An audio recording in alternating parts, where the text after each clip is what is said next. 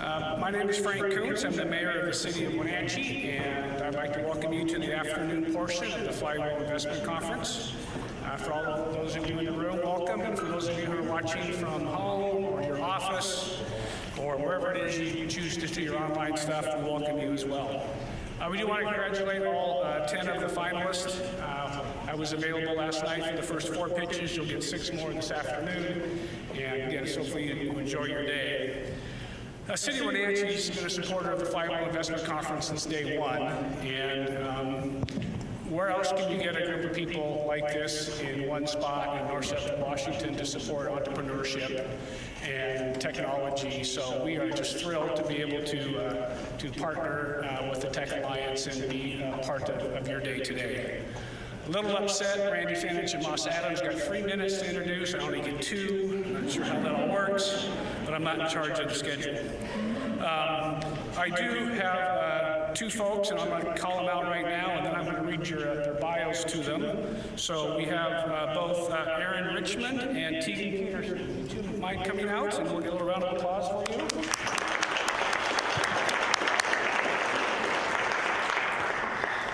Now that is the end of my serious discussion, so those of you that know me, I like to have a little bit of fun. So this morning I read your bios, and what you don't know is how much we have in common. So I'm going to start with Aaron, and we have a lot of things in common, you just don't know it yet. So Aaron joined Endeavor in 1996. Since that time, he has worked with companies in the transportation, logistics businesses, industrials, business services, food and consumer industries. He currently serves on the boards of USNR and the Willamette Valley Company. None of that is, we have anything in common. None of that. This is where we're close. So Aaron received his AB magna cum laude from Harvard College and his MBA from the Stanford Graduate School of Business. It took me 6 years to get a 4-year degree at the University of Washington. They kicked me out because they were tired of me in the accounting department.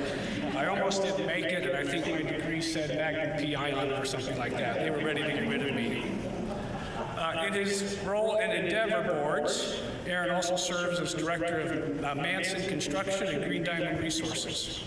So Manson Construction works in heavy marine. Yep. See, I've got a 1996 Bayliner. There you go. Yeah, with the V8 and the open bow. So we got a boating thing that we're working on together. Okay. Aaron is a volunteer firefighter with the Cheyenne County Fire District number 5. Please tell Chief Baker I said hi. He's a wonderful man. And Aaron lives with his wife and 3 children in Manson, Washington. I'm trying to get him to move to Wenatchee, but I don't think he's coming. Tegan Peterson is a partner with Moss Adams. She's practiced public accounting since 2004. Which Tegan doesn't know is I was hired by Moss Adams in 1987. Probably their worst hire ever.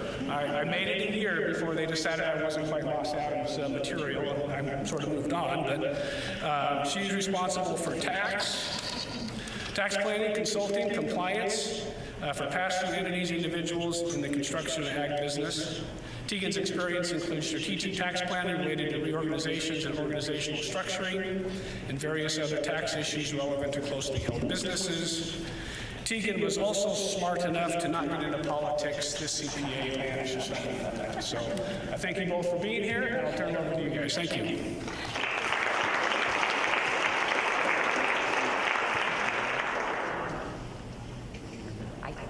Can you guys hear? Can somebody give me a thumbs up if you can hear me? Perfect. Thank you so much. Thank you for that introduction. That was very nice. Aaron, so nice to meet you, and thank you for joining me up here today. So why don't we go ahead and start off just talking about the first steps of financing a growth company. You know, prior to the angel investment, let's start there, and then we can move into the angel investment. That sounds great, Tegan. Yeah, just thinking about the journey that some of the companies we're going to hear from later on today that they've been on. And that first stage, it's interesting. You focus a lot on how do I finance this business, and really the core is what is this business and people in it. That's how you really create value. And so this is more you might call it the necessary evil part of the discussion. How do you finance these companies? And there's a stage that a lot of growth companies go through that's super important before you bring capital into the business. really just focused on, does this thing make sense? I mean, am I doing something that makes sense? Does it make business sense? And a lot of companies will find that they start with an initial idea, and then that idea evolves, and they test different models, and then they find, in fact, while they're focused on their core idea, they have this other offshoot idea that maybe starts to take off on them, and you'll see a pivot or two. And it's very natural, as much as us kind of more linear thinkers want to go, here's my idea, this is my passion, I'm going to go make this happen. The reality for a lot of companies is that there's a little bit of a wandering period. And that's a super important part of the process. There's kind of, entrepreneurs get a lot of advice, one is stay uber focused, but the other piece of it is, stay open to where's the real business opportunity here, because that can evolve. And it's important to get that honed down then before you start preparing to pitch investors and develop those relationships. We've seen companies that we've later invested with that during those early lean years, you really rearrange the way that you finance your inventory, and you make tough discussions. You have tough discussions with suppliers that you might not otherwise have if you started right out of the gate super well financed. Spend time thinking about your margins, thinking about whether you're going to be going direct to consumers or through retail. You re-engineer product lines. All that is important, painful, takes longer than you think, but it's super important to get that right before you add some of the jet fuel of additional finance onto the business. So would you say that it's really important that in those growth years or at that startup phase, they understand the terminology, really getting to understand that? That's a great point. And this is another one of those necessary evil things. and you can speak a little bit on the finance side. Quick observation on that is, a lot of angels, the people you'll be getting to know as you raise capital, or if you are an angel, we speak in a certain language of finance or accounting or experienced business people who want to understand the margins of a company. And someone who's just starting may not be thinking that yet. And that's really not why they got into business, is to get into the accounting of it. And yet maybe you can speak about the impression that makes, a company that has more fundamental financials. Yeah, I think it's important with a startup that they have somebody near them, working with them, that can help them walk through that terminology, because it can be very overwhelming. In the tax world, we can be talking about taxable income or net income, but that doesn't equate to cash flow. And so it's understanding how all those different pieces, and I just think it's really important because it will help you, I would assume, moving through the various stages of getting financing, meeting investors, just prepares you better. And it makes you a better impression, I would assume, also. Exactly. It shows that you've done your homework, you've done the not fun part of the finance and accounting, and that really is calming to investors who are going to trust you with some of their capital. And it gives you a common language that you can use with those investors. And actually, you touched on one point that's super important, and we'll talk a bit about angel investors here in a second. There's a lot of ways to lose money in early stage companies, and inevitably you're going to trigger a few of them talking to angel investors. And to the extent that you can protect against that, it's definitely helpful to your future relationship. And one of those is earnings versus cash. And that's one of those things that it really doesn't make a lot of sense. It takes a little while to play around with the financial model of your business to really understand, especially in a product company, that you can be making really good money and run out of cash really quickly. In fact, growth can be bad news. And so trying to learn some of those lessons, playing around with some of those scenarios while it's still in infancy is so much better than when you're racing down the highway. Yeah, that makes sense. So for a company, how do they know what is a good fit, financing fit, I would say? Like, how do they determine when they're at just the growth startup, going to family for money, and they've moved to the next level? Yeah, that family and friends, the companies that we'll see today are mostly financed by angels, maybe at that stage just before venture capital. They've gone through that first stage, which is exactly what you said, friends and family, which is exactly what you'd expect.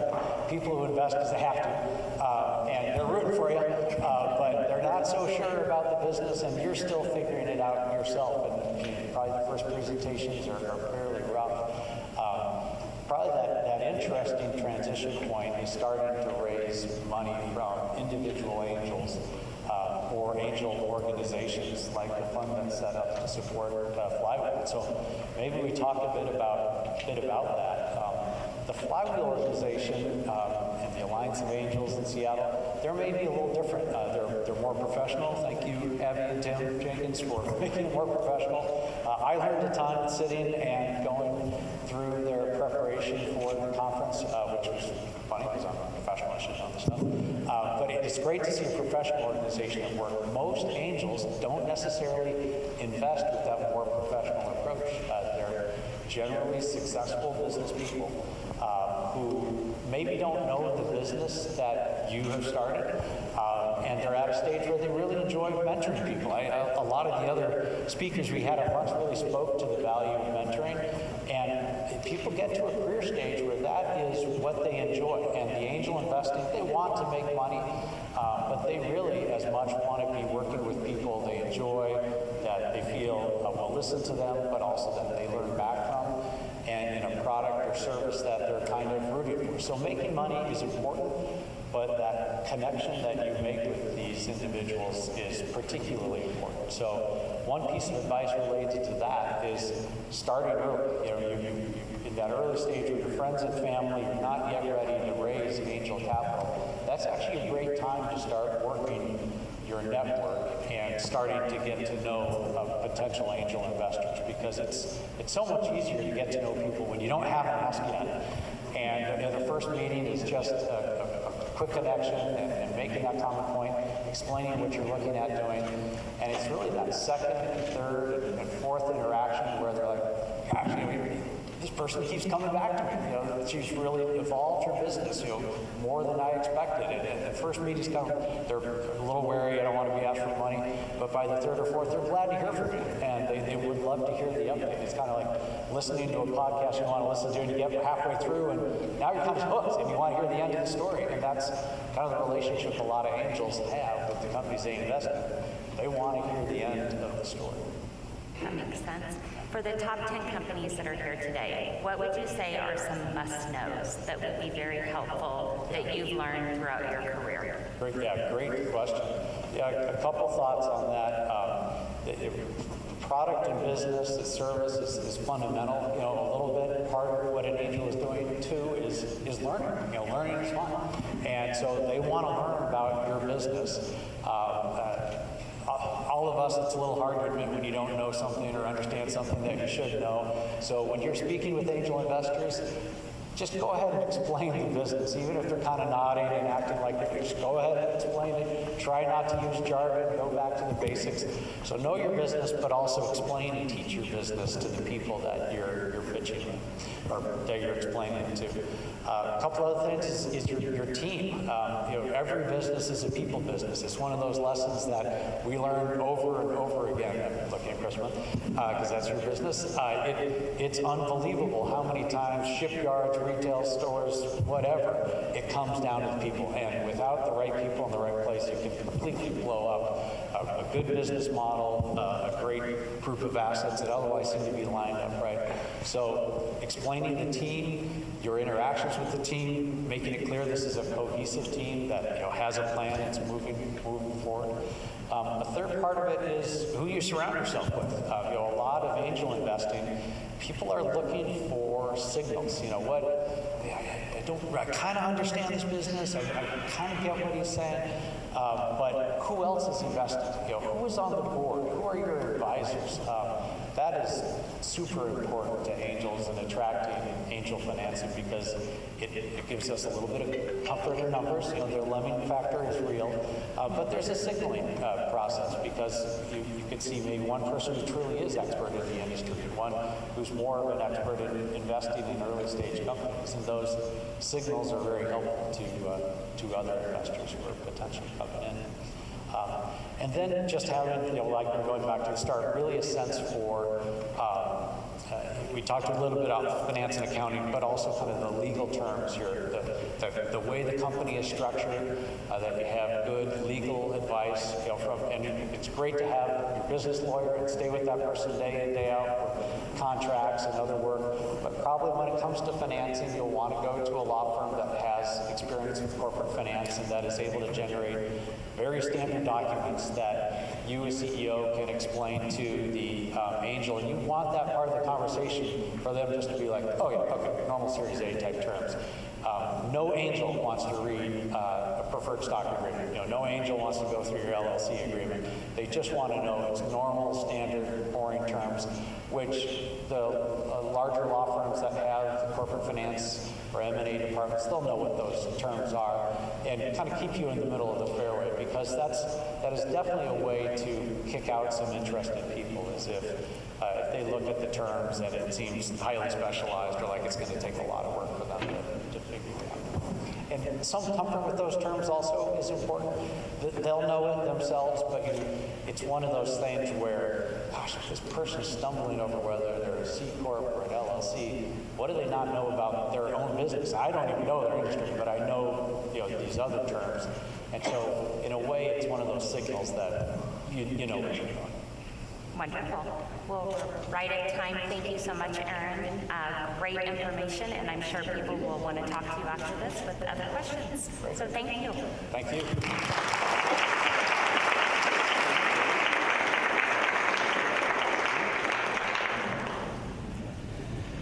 Well, thanks, Tegan and Aaron, for a great discussion. Lots of interesting stuff. The most interesting thing was that Aaron is a volunteer firefighter. I did not know that. So I learn something every day. I'm Tim Jenkins of Kolchak, a Leavenworth-based private investment company that has an active angel investing focus. My daughter, Abby, where's Abby out there? There's Abby. My daughter, Abby Jenkins, and I are also managing the Flywheel, this year's Flywheel Conference Investment Fund. We represent the record 33 investors involved in this year's fund, which is pretty amazing. Just a show of hands, how many of you folks are in the Flywheel Investment Fund this year? All right, so not all 33 are here, but some are traveling and such. We are excited. This year's investor group is not only the largest in Flywheel's history, but it's the most varied. We have investors from the realms of tech, energy, agriculture, finance, consumer products, healthcare, and a variety of other industries. Many of our investors are based right here in north central Washington, but we are joined by investors from Puget Sound, California, and even Texas. All those folks have strong ties to this area. So at the conclusion of today's conference, our investors are really making investment awards to two of the companies you're going to see today. And we can't be more excited about doing that. And with that, let's begin our main event. We've been waiting a long time, but we're actually going to start right now with our finalist presentations. So here's how it's going to work. We're going to be hearing from 6 finalist companies today. The founders of each company will be given exactly 8 minutes, and believe me, it is going to be exact. I was going to get a shepherd's crook and pull them off, but I couldn't find one. But it will be down to the minute. At the conclusion of their pitch, a panel of Flywheel investors and experts will have 7 minutes to ask questions of the founders. At the conclusion of the 6 presentations, our Flywheel investor group will retire to a secret deliberation room over there and vote on our investment awards. That'll actually be going on during the final address of the program. And we will present our investment awards at the after party, which will be between 4:45 and 6 p.m. tonight. And that'll be right back in the ballroom where we had lunch. So as Jenny said, we'll be awarding $325,000 in prizes tonight. But you don't have to be a Flywheel investor to vote for your favorite company. We have a fan favorite award today. You can actually vote via your phone on flywheelconference.com. And so vote early and often, just like Chicago. Today's fan favorite will pick up a $5,000 cash prize. Additionally, one of our companies today will be offered a $50,000 relocation award, which will hopefully encourage them to make the very, very intelligent move to either move to Chelan or Douglas counties. So now I'd like to introduce our investor panel for our first half of the company presentations. Hopefully they're back there. Coming up here. There we go. First, I'd like to introduce Chrisman Knopfsinger, the CEO and founder of the Knopfsinger Group. Chrisman is a trusted confidant, advisor to numerous CEOs, board members, and private equity investors. He has personally worked with more than 1,600 companies, from startups to Fortune 50 companies. He focuses on organizational change, individual and team development, and CEO coaching. Crispin earned a master's and PhD in organizational psychology from the Claremont Graduate University, where he was a student of management guru Peter F. Drucker, which is really cool.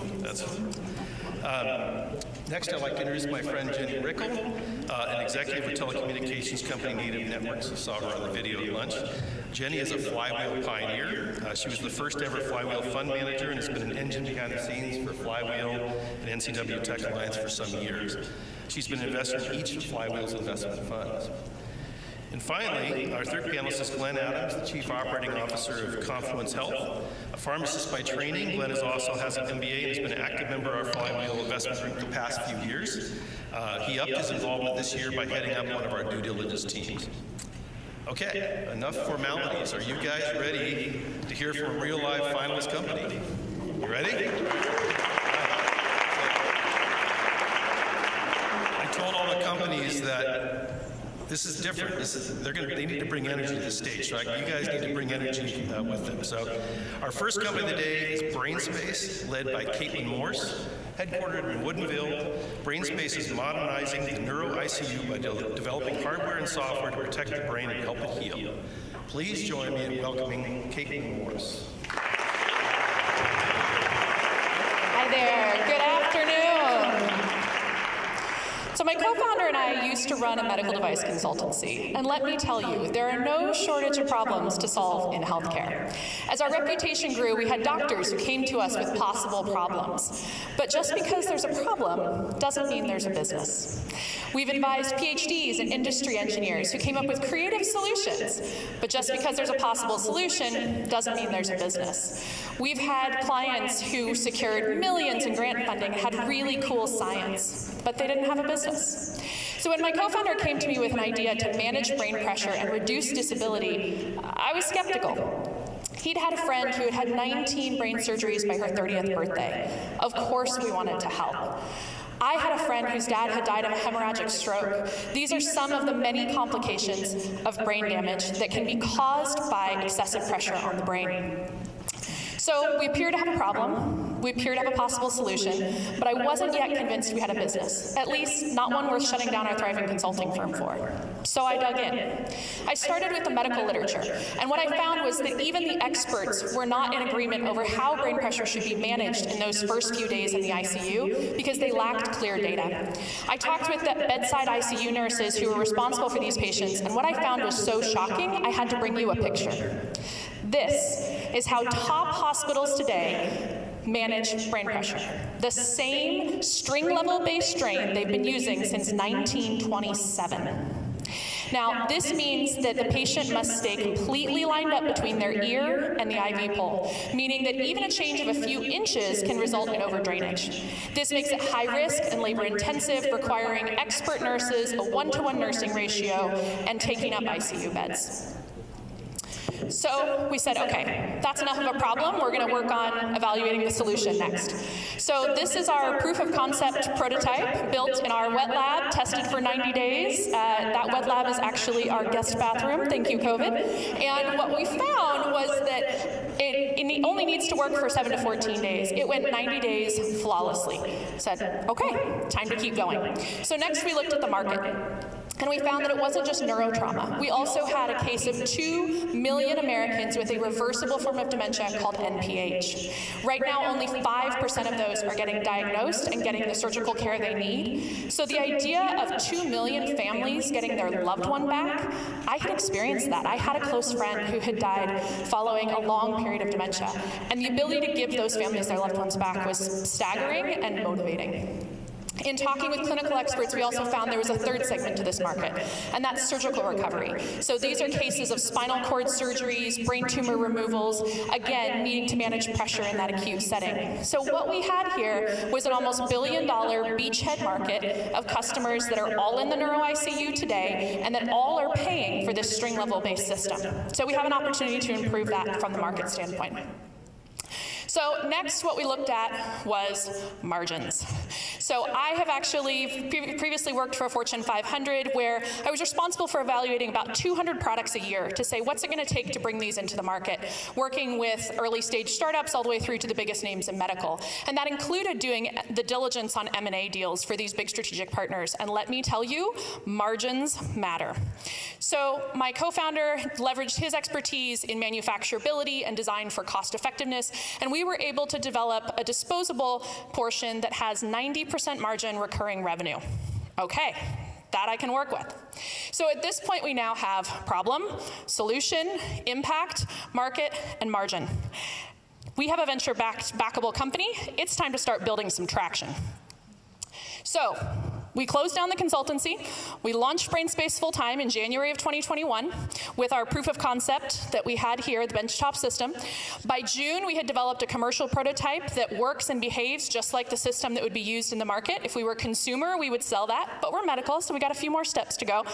And then we started putting that into the hands of doctors and nurses. And their excitement and passion for how this would solve problems they had is really what motivated us to keep going. We've now talked to more than 200 of them across more than 100 institutions, so we really understand what those clinical workflows look like across a variety of systems. I also went out and recruited expert advisors. These three represent the key primary user groups within the hospital. So the neurointensivist is the doctor who manages the ICU, the neuro-ICU nurse is the bedside care of the patient, and the neurosurgeon is responsible for putting in the drain and for making those surgical decisions moving forward. So all three of these are partnering with us, working with us every month on not only developing the value proposition for each of these stakeholders, but we also have an IRB-backed study on nursing utilization that will get published just before launch. I am also excited to announce, first here today, you're the first ones to hear this public announcement, that we are bringing on a new clinical advisor. Dr. Michael Apcon started out as a pediatric intensivist, managing children with the very string-level system we're talking about. He then moved into a role where he was doing quality improvements and hospital administration, and most recently has been the CEO of two of the top hospitals in the world. Sick Kids in Toronto, which is the #1 children's hospital, and Tufts in Boston, which is also responsible for a number of the academic innovations that you've seen over the last decade. So bringing him on board is a very exciting piece of progress that we've welcomed him last week, and he's going to be working with us again, weekly meetings, monthly interaction. This is not just a face on a slide. So when we look at where what go-to-market looks like, obviously long-term we expect to be able to impact patient outcomes, but we don't have to wait for that. And this is part of what also makes this exciting as a business. We can actually start today by freeing up ICU beds. So I don't know how many of you are aware, during COVID, there would be times when all elective surgeries would get canceled, including things like cancer biopsies that really don't feel elective, right? That was because you need a free ICU bed to do a major surgery. So by automating this process, by making it easier to manage, we're freeing up that capability so more surgeries can take place, people can be treated in their local community, and that's the benefit today while we build the data showing that we also improve patient outcomes. So we have a solution that's better for patients, simpler for nurses, and is also building clean, continuous data sets that allow for machine learning-based advances in research. But we're not stopping there. We actually have a number of other products in the pipeline. So our first patent, which we expect to be getting issued soon, will cover not only the brain and spine cases I've told you about today, but also invasive blood pressure monitoring and abdominal pressure monitoring, both of which are critical for the ICU. Our second, third, and fourth patents are related to the analysis of the fluid that's being removed, allowing for what is currently being done at a lab-based center to be done at the bedside. This is not only important for patients, but also for a number of research applications, and we've got a number of academic partners really excited about that potential. And all of this is possible because of the team we have. We have an experienced team who has taken dozens of products through this process. My co-founder and I have been working together for the last 8 years across 3 companies, so we were able to bring our complementary skill set and have a very cost-effective, careful approach so far. We have built a team now with people coming in that same expertise, and we're ready to go. So there are a number of companies out there, a number of problems getting solved. There are not very many like BrainSpace, with a compelling value proposition, a capital-efficient approach, a strong founding team, and a big vision for a highly profitable and highly meaningful business. And that's one worth building. Thank you.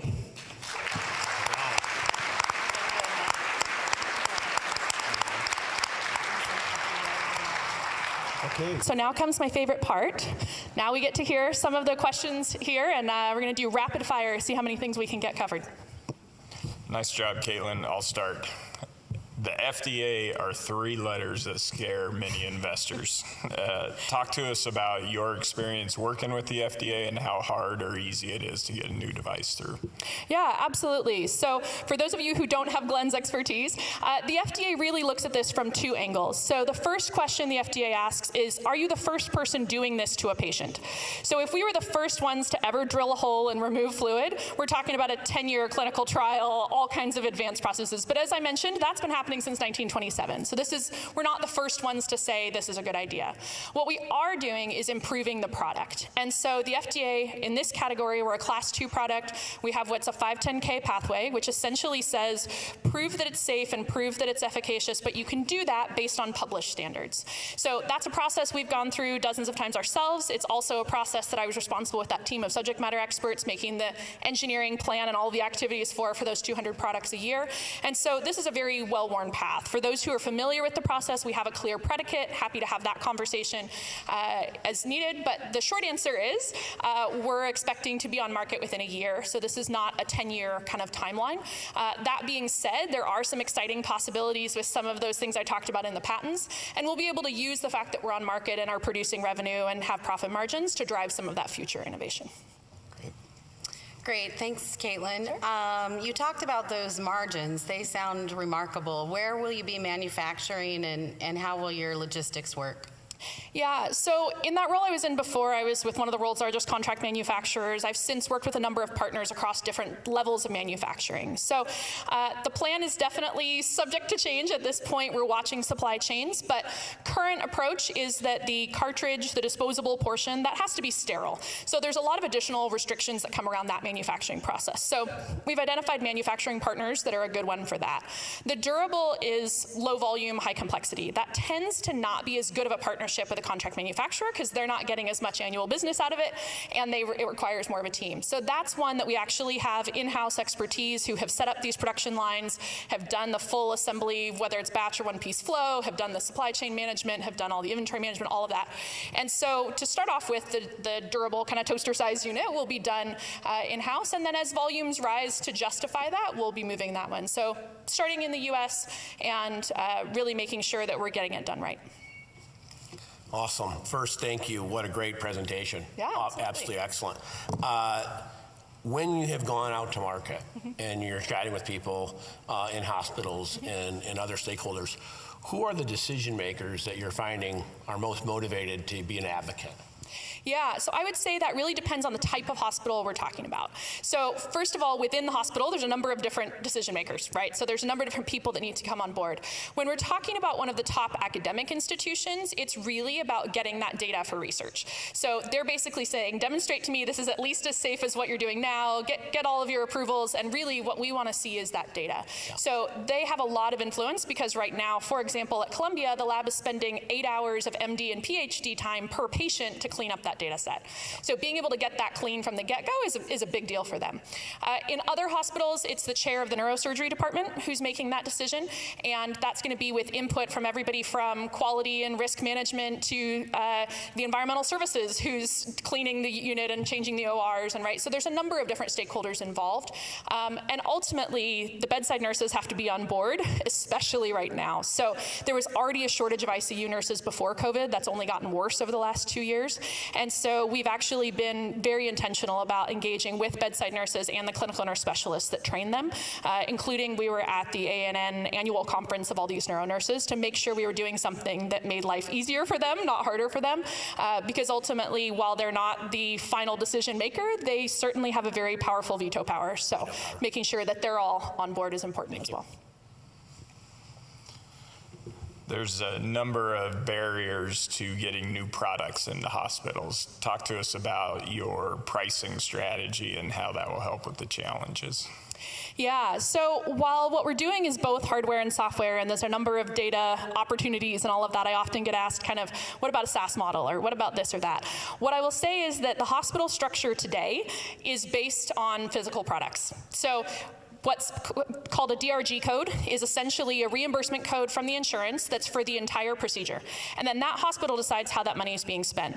So right now, our disposable portion, we're charging the exact same price that the manual string level based system already is. So every person I interviewed, I said, what's going to be the biggest barrier to adoption? And they always said, well, how much does it cost? And when I told them we're going to match the pricing of what you're spending today, they're like, well, then I don't know why there'd be a problem. So that's initially, at least, to be able to get those first customers to not make that a barrier, right? And then in terms of our durable, there's actually, most hospitals have a threshold at which the decision resides within the department rather than having to go through the full value board process. It's different for different hospitals, but we've actually got, for our first partners, pricing below that threshold so that that decision can reside with that department. There are some of the big strategic players who will say, well, we'll give you the durable if you buy a certain number of disposables. We've got our pricing structure set up so that if we need to go down that path, we totally can. Sometimes some of the bigger players try and use that to knock out startups, and so we're already prepared for that scenario. And then also in terms of adoption, people will often want to say, okay, well, let's see a 30-day trial, or let's try this out within this small segment of the patients or whatever else to really kind of get that comfort.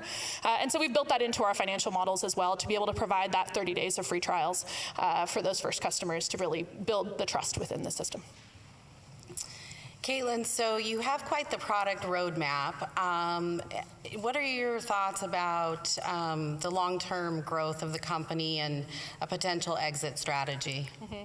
Yeah, so happy to talk exit details with anybody who wants to come talk to me afterwards, but what I'll say generally is we have seen a number of companies who build towards an exit, and then if that buyer doesn't come, now you're stuck. So we are absolutely full steam ahead building a sustainable, valuable, profitable business. And as those opportunities for an exit come as an interruption along that path, we're continuing to build that value. So having those additional products, we hope we get the chance to build all of them, but if we have an exit ahead of that, simply having that IP and having that product development and process increases the value of those exit possibilities. We've also done our financial modeling based on typical exits. We hope to be exceptional, but we're not banking on that. So we're making sure that it's a good exit, even if we have what is a typical outcome. Okay. I don't know if this is on, but. Okay, thank you very much.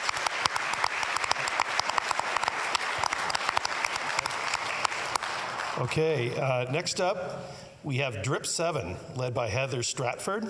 Drip 7 is located in Spokane. It's a micro-learning platform focused on training, securing, and engaging employees. Let's welcome Heather.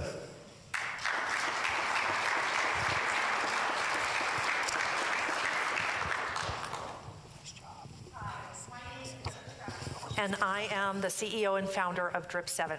Drip 7 is a cybersecurity training platform based on microlearning. So cybercrime is at epidemic levels. Many of you here might not be in cybersecurity, but you've heard it in the news, you know it's a problem. Every 30 seconds, there's a cybercrime. It's getting worse, it's not getting better. What most people don't realize is that 90% of cybercrime can be traced back to human error. You can put all the firewall, all the dual factor authentication in place, and yet if you forget to work on the people side of the problem, you've missed most of the problem. So we are focusing on the people. As an expert in the cybersecurity field, pre-COVID, I was working with a large hospital system, and their chief information security officer asked me, hey Heather, give me something to change behavior for my employees. I've got to reduce our risk. I gave him one product, I gave him another product. He says, no, this one doesn't work. No, that one's not good enough. I looked at him and I said, there's nothing better in the market. And then I turned the question around and I said, what do you need? And he started telling me, I need this, I need behavior change. I brought in my tech team, we scoped a product. I said to him, I want to build this. And he looked at me and he said, we'll help get you started. And so that's how we started with Drip 7. Now, it's based on science. Each one of us know that we don't remember everything. The science is based on the Ebbinghaus forgetting curve, which is 100 years old, and a lot of science has been built upon it. And that is, if each of us was in a training for an hour, we walk out of that training, and 20 minutes later, we can remember less than 50% of that content. If we go out a full month away, 30 days, we can remember less than 20%, and that is if we are actually paying attention to begin with, right? So what's the difference? What can change this? It's reinforcement of that material. You can't hear something once a year and expect to remember it and use it. So that's how we got our name. DRIP 7. DRIP is a small amount of information, and 7, you have to hear something 7 times before you really internalize it and use it. So we are a complete learning platform, including leaderboards, gamification, point systems, immediate learning, videos, reporting backend, easy administration. Many of you in this audience are familiar with something like Duolingo, to learn a language. That's micro-learning. We're bringing it into the corporate space because it's about time we did something different. This is what it actually looks like. You have different types of questions in your own learning track. And the questions are simple. It's a minute a day. So rather than saying, hey, you better do 4 hours of training over the weekend, or I'm gonna turn off your computer access, it's 1-2 minutes a day, and yet you learn it and remember it. This is what real people are saying on our platform. So they are saying things like, I enjoyed playing. It was fun. I learned something. When was the last time that you heard somebody say that required or mandatory training was fun, right? When was the last time? This is our pricing platform. So it is a SaaS platform in terms of pricing. It is $2, $3, or $4 per person per month. Now, the premium level at $4 per person per month is when you have SSO or Active Directory integration into a big company. It includes custom content ability. It includes branding, all the bells and whistles that those corporate clients are looking for. Now, let's look at the industry. Cybersecurity is a growth industry. It's exploding in terms of year-over-year growth. We're at 14 to 15%. If you look at the expectations by 2027, it's $400 billion industry. Now, cybersecurity awareness training is a smaller component of that. They estimate it at $15 billion. However, many companies put it into corporate training or they put it into their general cyber spend. Now look at the year-over-year growth for cybersecurity with AI. We have a provisional patent with 3 AI components in it, and this is the future. What makes this even better is we are not industry specific.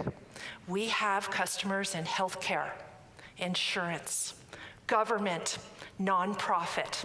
We have huge potential. Let's look at our blue ocean strategy. If you look over here on the left side, this is cybersecurity current companies out there. They're all based on a learning management system or LMS platform. This technology is 25 years old and it hasn't changed much since. And they all push it out the same way. You look on the other side of the screen in this circle, these are micro-learning platforms, Skillpill and Surge. DRIP 7 is the blue ocean between 2 rapidly evolving and growing industries. So let's look at our go-to-market strategy. We sell direct. We have public relations, lead generation funnel. We are working with companies all over the country. But it's the partner channel that in the end will be our bread and butter. We already have partner agreements with SHI, which is the largest reseller of Microsoft in the world, with United Training, who has 120 different salespeople across the US alone. These are all the channels to get into the different verticals. We're also certified in the state of Texas for K through 12, higher education, and government as a preferred vendor. Last year, our sales were $457,000, including deferred revenue, and this year we're expected at $700,000. I draw your attention to the logos above the line: Multicare, the state of Vermont, the Spokane Regional Health District. These are all current customers. Below the line, these are customers in the final tail end of signing with us for deployment in the summer and into the fall. A team is super important. This is not my first multi-million-dollar exit and multi-million-dollar company. What we want to do is grow it with your help.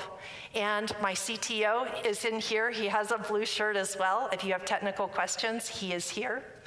What we'd like to do is have you join our team, have you help us build and change training. Thank you.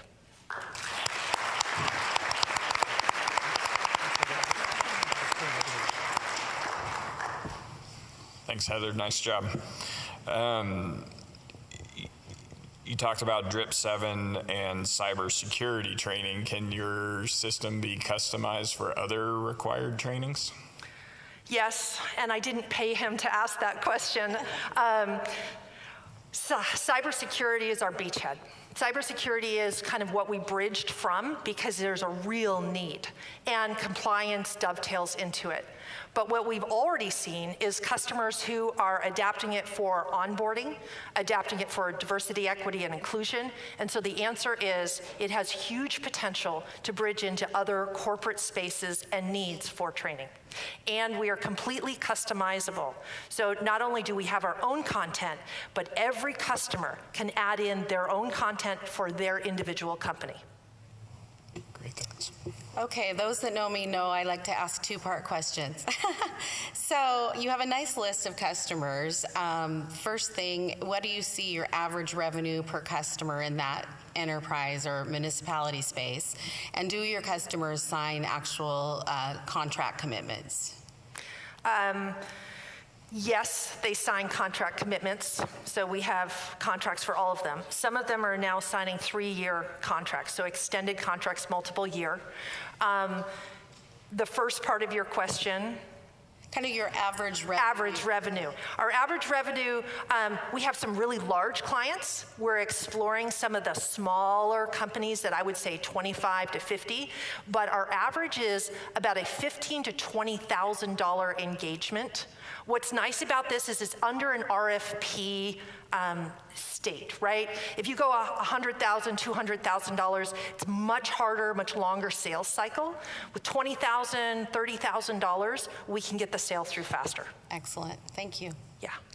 Yeah, these are two topics I'm very passionate about. One, I work with a lot of folks in the cybersecurity space, some of them very large, and then obviously knowledge transfer, given what I do for a living, is always wonderful and always challenging. So when you are speaking to your stakeholders, buyers, right, who are looking at the ROI,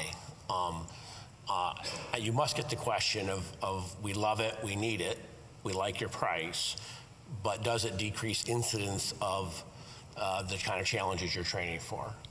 Has that been measured, and how? Great question. I will say that it's in the process of being measured. We have antidotes. We have different customers on the platform who are doing statistical, and we are looking at working with Gonzaga in Spokane to do a statistical analysis for us so that we can do a pure blind study to get that actual number. Yeah, because I think that will be, to really scale, that will be pivotal to have that data. Yes. Because you're going to be getting more and more sophisticated buyers. Yes. And the CTOs and CIOs and CISOs are all going to be, wanting to look at this eventually if you get to scale, and they would love that data if it's indicative of actual decrease in incidents versus the anecdotal, and we liked it, we love it, because ultimately their big budgets are going to be about that. Yes, and it's complicated because there's a lot of factors in it. Indeed. And so it's a complicated space. Very complicated. But I agree with you because they want to see the numbers, Yeah. right? Yeah. But as I talk to them, each one of them says, I get it. I know we need to do something different because what they're currently doing and the numbers they're getting back is it's not working. And they know it's not working. Yeah. Yep. Thank you. You bet. You mentioned LMS systems.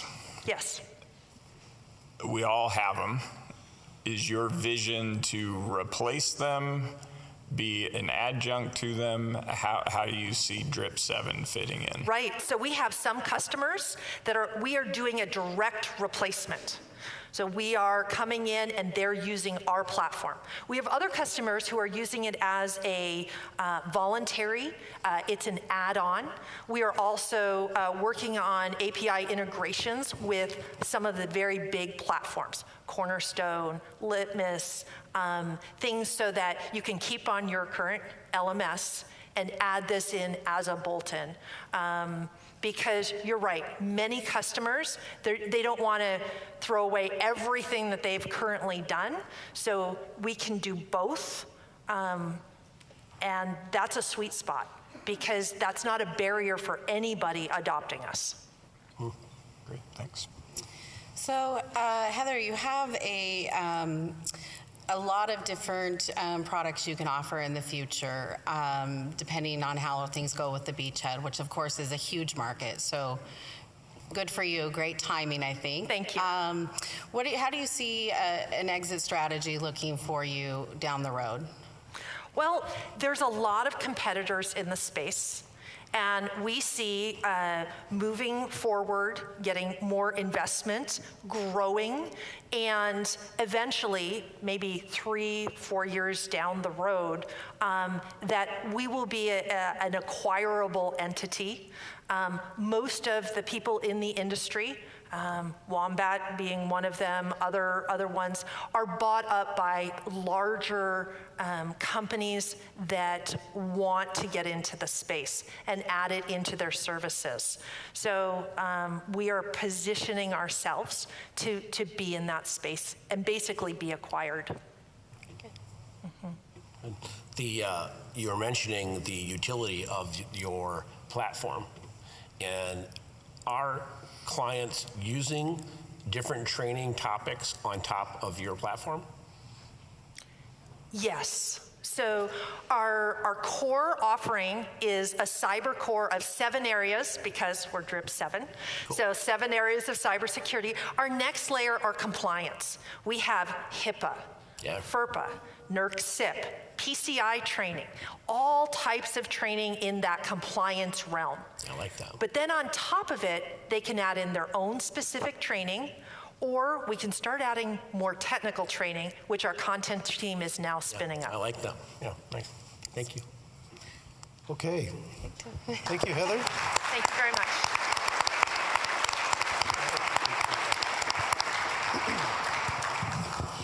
Okay, next up we have Renton-based ZillaWorks, led by Jason Purkow. ZillaWorks is developing a patented industrial bioplastic to help product manufacturers lower their carbon footprint. Let's welcome Jason.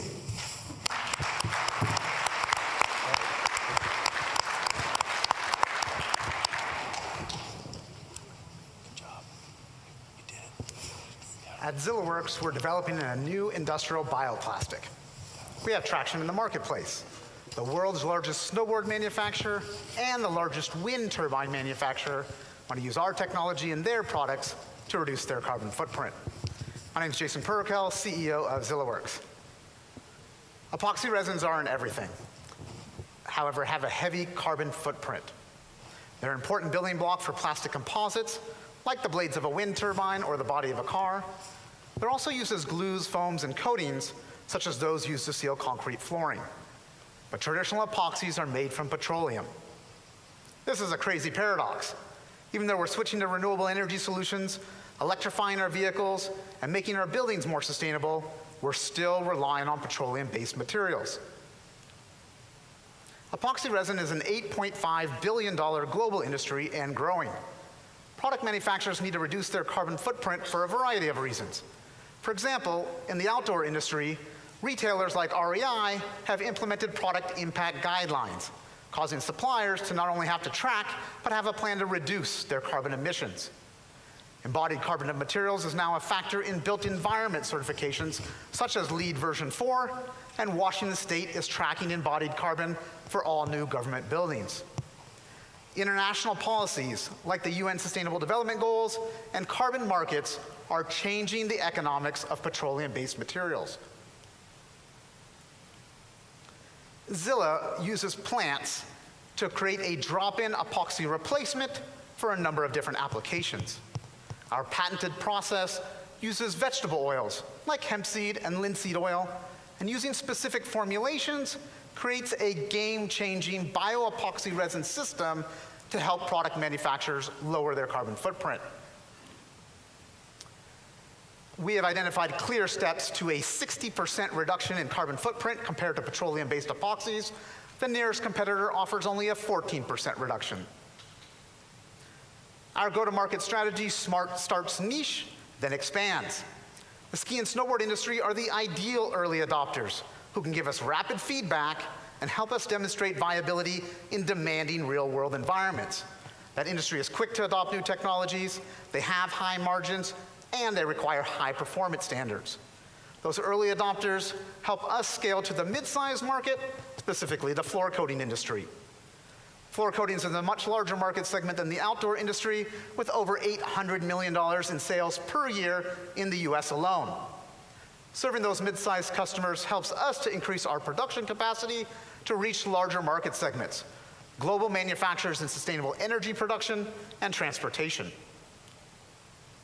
We have a number of companies across several market segments who are waiting for samples of our bioepoxy resin. However, over the next year, Zilla is focused on getting to revenue in the outdoor and floor coating industries. We passed prototype testing with Burton, and we're gathering on-snow testing data with Burton and other ski manufacturers right now. We're under MOU with Burton for a 100 snowboard paid pilot with resin delivery expected by the end of June. We anticipate Burton placing their first purchase order for enough resin for 10,000 snowboards and then increasing from there.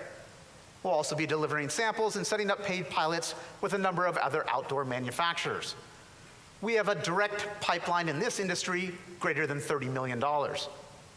For the floor coating market, Zilla just received a grant to formulate our bioresin for concrete floors and complete a demonstration project with certifications in the built environment.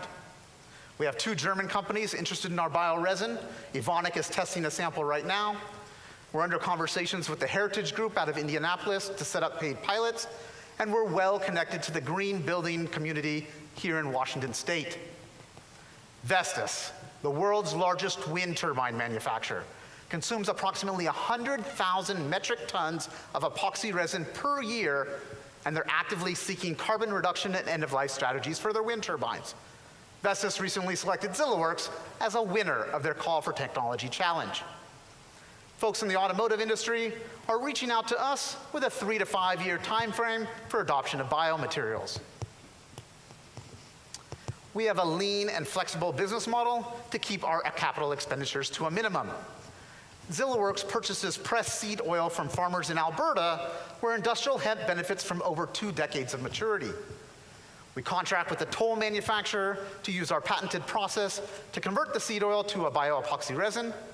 Our university partners formulate for specific applications, and we sell our resin system to our product partners as a drop-in solution. Our target cost of goods sold is $8 to $9 a kilogram, and we're anticipating selling our resin system for $15 a kilogram wholesale, on par with other bioepoxies currently on the market. At our core, we have multiple green chemistry technologies that cover the various aspects of the complex epoxy resin system. ZillaWorks holds the global exclusive license to 4 issued and 3 pending patents. We're well positioned for new IP, and in the last 5 months, we've been awarded $570,000 in grants for ongoing R&D. We have a strong leadership team to meet the challenges of commercializing this disruptive innovation. I'd like to lift up our CTO, Dr. Jeff Gautreaux, who has commercialized over $80 million in new plastic technologies for companies such as IBM and AbleStick, and our COO, Evan Boucher, who has taken ideas from napkin to full-scale production, including 2 outdoor equipment manufacturing facilities and a hemp harvesting equipment product line. Some of you may be familiar with Munch Machine up the street. Our CFO, Brad Clark, has experience in international finance and taxes. Myself, I have been working in sustainable development for over 15 years, assembling and managing highly effective teams. Our collaborative approach to business has allowed us to develop an extensive support network, not everyone listed here. We have multiple researchers running in parallel to advance our technology underneath the guidance of the Zilla leadership team. The University of Alberta is currently formulating for floor coatings, and the WSU team is currently formulating for wind turbines. ZillaWorks is also certified as a minority business enterprise, providing another channel to market through government procurement offices. We have a clear path to scale up and commercialize our bioepoxy resin platform technology. We've worked hard to put in place all the pieces to achieve these critical milestones over the next 18 months, and we have proven that we can leverage non-dilutive funding to make investment dollars go further. Our objective is to scale to a profitable business within just the outdoor and floor coating market segments while advancing our R&D in the larger market segments. ZillaWorks has been recognized around the globe for our innovative technology that reduces the carbon footprint for materials critical to a net zero future.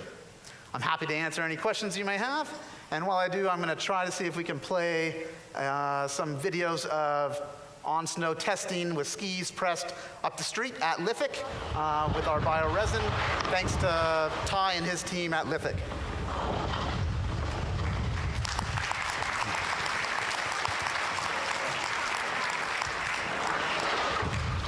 Thanks, Jason, for presenting today.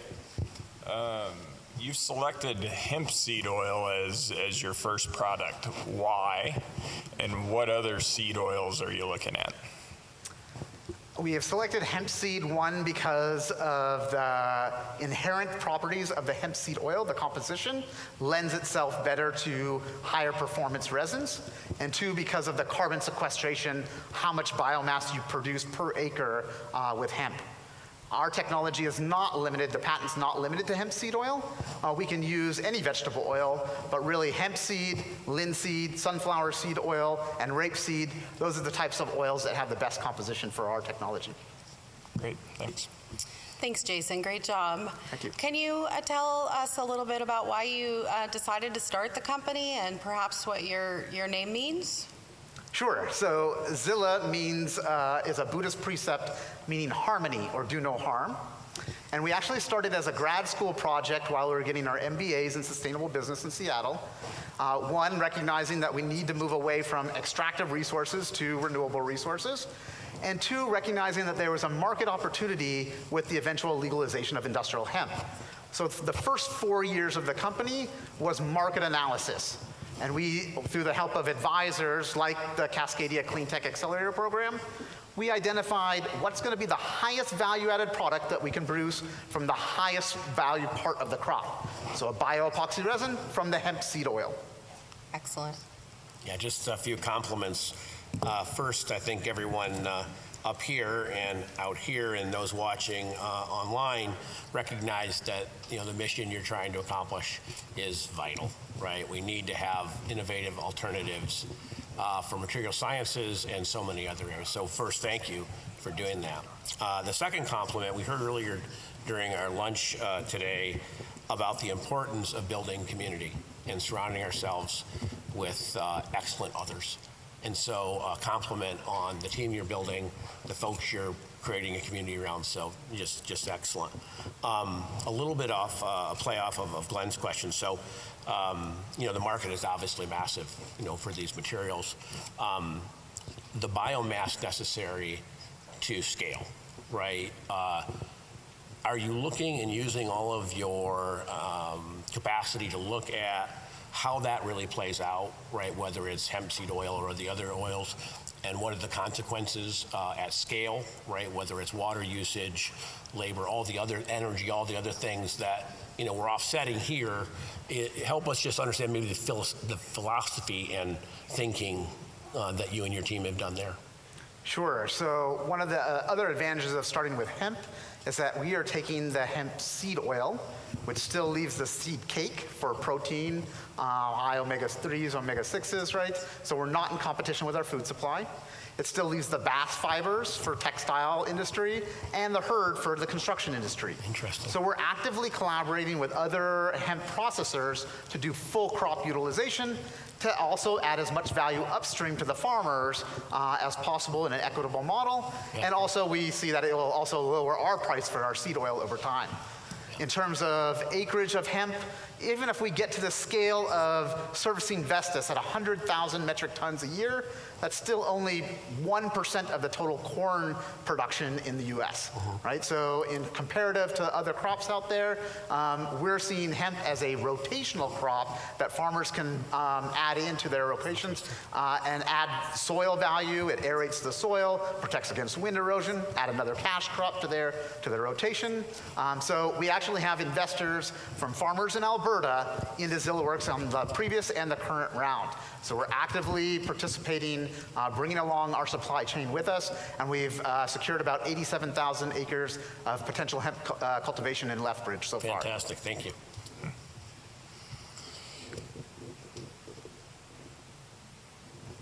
We have silence, so I'll take it. Yeah, go for it. I've got a follow-up question. Thank you. So the folks that the team that you've built, how many of those folks are full-time employees, and how are they getting paid? Right now we have two full-time employees, myself and our COO. Okay. We came on board full-time last March. And then everyone else is currently contract for us. And those salaries are being paid via grants at this point? Grants and the dilutive, the equity funds that we've raised so far. Good, thank you. So as you scale up your business, what is your plan for manufacturing your resin? Currently, we are working with Cleantech in Quebec. They're a non-government, non-profit entity that's specifically designed to pilot technologies like ours out of academia and into commercialization. They're going through the first scale-up from 1 kilogram batch size to 50 kilogram batch size, and they'll be producing about 300 kilograms of formulated resin by the end of June, half to go to Burton, half to the other outdoor manufacturers. We're going to do another 10x increase from there. That's what we're raising funds for right now, to go to 50 kilogram, from 50 kilogram batch size to 500 kilogram batch size by the end of the fall. And Cleantech actually has enough capacity to be able to toll manufacturers for the first couple years of anticipated sales. But we anticipate to outgrow them. At the end of last year, our COO interviewed over 40 toll manufacturers around North America and identified those, about a half a dozen or so, that have the right expertise and the equipment to do our chemical manufacturing. Mostly, there's a group out of Houston area and then a cluster in the Great Lakes. We're also in conversations with larger epoxy manufacturers that are interested in our technology. For example, yesterday I got an email request from Mitsubishi Chemical Holdings. They would like a sample of our bioepoxy resin to evaluate. Deca out of Japan, they manufacture epoxy resins and want to reduce their carbon footprint. They're interested in licensing our technology. PTT Chemicals, Heritage Group has 4 chemical plants in the US. So some of these larger strategics are starting to pay attention to us now that we're entering the marketplace. And we feel like they'll be great partners for us to get to those larger market segments and scale much quicker than we could on our own, leveraging their infrastructure to have greater impact on climate change. Thanks. I think he's pulling the plug on us, Jason. Okay, great. Thanks, Tim. All right. That was fantastic. Thanks to Caitlin and Heather and Jason, as well as our first half panel. You can actually be dismissed if you want to start heading down. That's your cue. Yeah. I'd now like to introduce Matt Adamczyk, a Microsoft technologist. Matt brings his robust Microsoft knowledge to help startups at a venture firm called Untitled Tech design, architect, and scale their technologies. And if you're wondering what Titletown means, they're based in Green Bay, Wisconsin, so right by the Packers headquarters. Before moving back to Wisconsin and joining Titletown Tech, Matt was a program manager at Microsoft in Redmond. In his role, he built highly scalable solutions for Microsoft Office. His work on the Office team contributed to the business and technological transformation of successfully delivering Office 365. Prior to joining Microsoft, Matt built innovative software for State Farm and the University of Iowa Computational Epidemiology Research Group. Matt graduated from Iowa with a BS in Computer Science and Math and has an MBA from the University of Wisconsin, Green Bay. Please welcome Matt Adamczyk.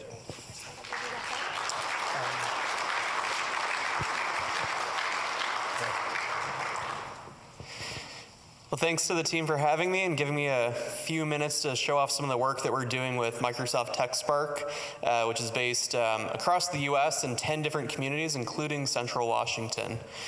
So the most improbable team in sports. The Green Bay Packers have had this designation given to them as being the only community-owned professional sports team.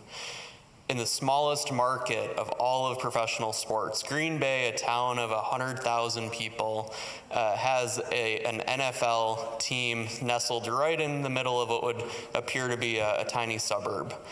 Fast forward 100 years, and something else improbable happened, an improbable partnership. So there on the screen is Mark Murphy, the president of the Packers, and Brad Smith, who I work for at Microsoft, and he's the president and vice chair of our company. They each had a vision about 5 years ago focused on how do we invest in our community? How do we invest in Green Bay from the Packers' perspective to make sure that while a football team put them on the map, that we could build something that would keep Green Bay relevant and keep Green Bay on the map. And Brad Smith is looking at, we've brought a lot of technology into this world, and we've created a lot of innovation on the coast, but how do we make more equitable access to that innovation? How do we invest in the places that don't have the same tech innovation occurring as Silicon Valley or New York City, for example? And thus, Titletown Tech was born. As you heard, we have the designation of Titletown due to the 13 world championships that the Green Bay Packers have won in their 103-year history. But now we're trying to win new championships in the companies that we're investing in. At Titletown Tech, we're at the tail end of our first fund that was $25 million, in which we made 23 investments, and we'll be announcing our second fund later this year. So if you're an entrepreneur in the audience, looking for funding, reach out. We look at everything that comes across our desk. And while we invest in a lot of companies that are Wisconsin-based or have Wisconsin ties, we're not exclusive to Wisconsin. And so we look nationwide and look for things that connect into our unique ecosystem. And for those of you that Titletown Tech itself might not be a great fit, I also want to plug Microsoft for Startups. We have a suite of resources that are available to any startup building a tech-based business, whether that's access to Azure credits, access to Microsoft technology. You can go to the link here, startups.microsoft.com, and access all of those resources. All you need is a LinkedIn account, and you can get your company going on Microsoft technologies. So next I have, let's pull this up. I have the honor of introducing Catherine as our next presenter. Catherine is the CEO of Strela Biotechnology, an agricultural biotech startup based in Philadelphia, Pennsylvania. Catherine founded Strela Biotech in 2018 while studying for her degree in molecular biology. With the goal to help solve the global problem of food waste, Strela Biotech has developed sensors that predict when fruits will ripen to maximize freshness and reduce spoilage. Strela Biotech has garnered national attention for its innovation in agriculture and attracted well-known investors such as Mark Cuban. Please welcome to the stage, Catherine.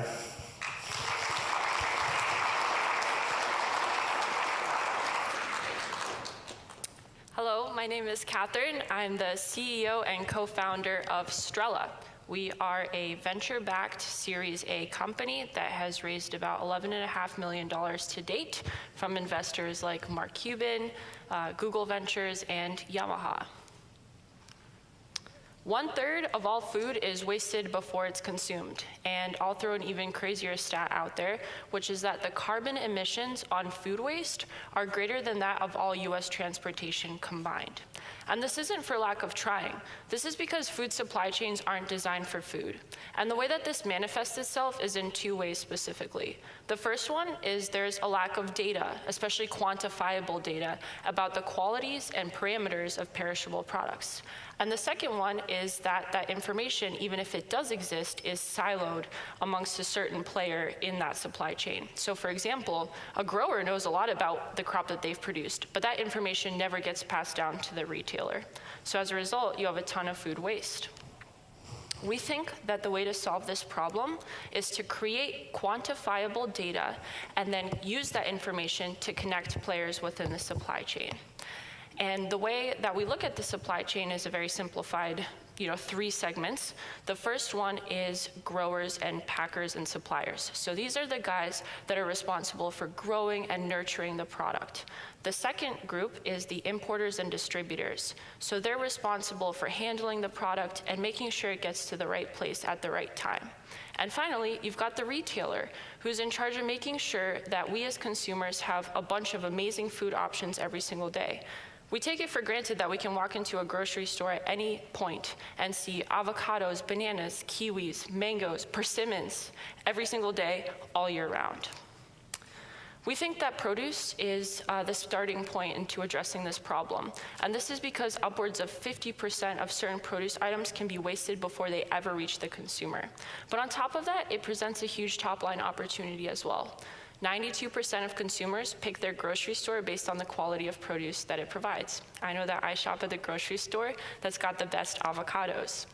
And on top of that, produce also increases the total shopping cart size. So there's an average 28% basket size increase every time produce is purchased. In order to solve this problem, we have created a technology that predicts the maturity of produce. And we couple this technology with software to help our customers make actionable decisions about what to do with their produce in the supply chain.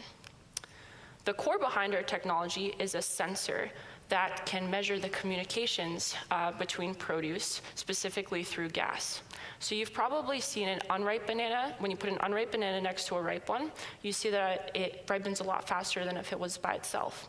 Or you've heard the term, one bad apple spoils the bunch. This is because produce, when they're ripening, are communicating with each other using gases. And so we've created a sensor that can intercept those gases and kind of hear what the fruit is saying. And then we turn that into an actionable decision for our customer. What's really cool is that the produce is talking to each other before a lot of other physiological changes are happening. So prior to a starch change or a sugar or pressure change, produce is talking to its counterparts, and we intercept those communications. So this core sensor technology alongside software presents a lot of potential market opportunities in the supply chain. We actually grew up here in Wenatchee and Yakima, working with apple and pear packers. It's probably no surprise to you guys, being local, that an apple in a grocery store can be over a year old. And this is because it's stored in storage rooms at a packing facility. So a typical packer has a few dozen storage rooms. Each one is filled with millions of apples. And the packer is playing a little bit of a game show game of behind which door is the most mature product. They can't pop open that door because the room inside is deoxygenated, and opening that room is going to waken the fruit from its hibernating state. So they rely on 2 specific pieces of information. The first one is historical knowledge, like I know Farmer Joe's got really good Granny Smith apples, and so I'm going to trust them to have better quality produce than somebody else. And the second piece of information is statistically insignificant sampling of the fruit in that room. But ultimately, while the packer does an incredible job, given the information that they have, there's still a lot of waste in that system. So what we do is we put a sensor inside that storage room and we monitor it as it's ripening. And we can tell the packer a few months in advance that the fruit is going to mature before it actually does so. We work with a number of customers, the majority of packers out here in Wenatchee, and we've monitored over 2 billion pieces of fruit in apple and pear packing houses to date. There are 2 additional market opportunities that we are looking into as well. The first one is on the import side, so putting our sensor in a mobile version onto a shipping container of fruit and working with it as it travels overseas. So for example, we work with kiwis. Kiwis travel from Australia and New Zealand to the United States, and it takes sometimes up to 120 days for them to get there. And so we put a sensor on that shipping container, we monitor the produce as it travels, and we can help an importer at port make that split-second decision about what do I send to Costco, what do I send to Walmart, what do I keep in storage? And we're also working with retailers. So retailers receive produce at the very end of the supply chain, right when it's about to perish, and they're kind of playing a game of hot potato. On top of that, retailers aren't experts in apples, they're not experts in kiwis. They're managing hundreds of thousands of pieces of inventory, and perishable products is just one of them. So the way that they currently work is they operate on a FIFO system, first in, first out, meaning that the first truck of avocados into a distribution center is the first truck that gets sent to the grocery store without really factoring maturity whatsoever, which is why every time I go to the grocery store, the avocados are like kind of way too hard or way too mushy. And so what we do is we use our sensor technology to grab a picture of maturity of the produce as it arrives to the retailer. And we work with the retailer and the supplier to feed that information into their inventory systems so that they can reorganize and reshuffle their inventory based on maturity, so that they're always sending the most mature product to the store shelf first. And we found that in doing this, we have some pretty crazy results. We've worked with major retailers and shown that simply by reshuffling their inventory, not changing anything operational, being just a little API or webhook that plugs into their existing inventory management software, we can reduce the amount of in-store shrink by up to 50%. Huge impact on the bottom line. But on top of that, we're also able to improve the customer experience. So we're able to reduce the amount of mealy apples on the shelf by about 5 times. Every time you bite into an apple that's kind of gross, you don't go back and repurchase it for an average of 5 weeks, and we're able to reduce that instance very significantly. We're excited about a lot of potential opportunities in the future.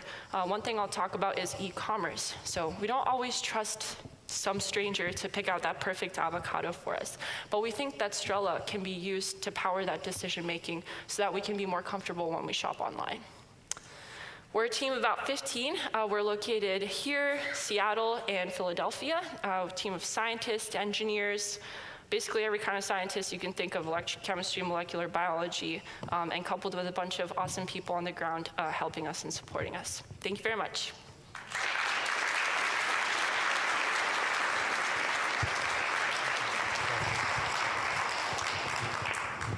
All right, well, thank you, Catherine. We are now about to head into a 20-minute intermission before we begin the second half of our program. We're going to reconvene back here promptly at 3:20 p.m.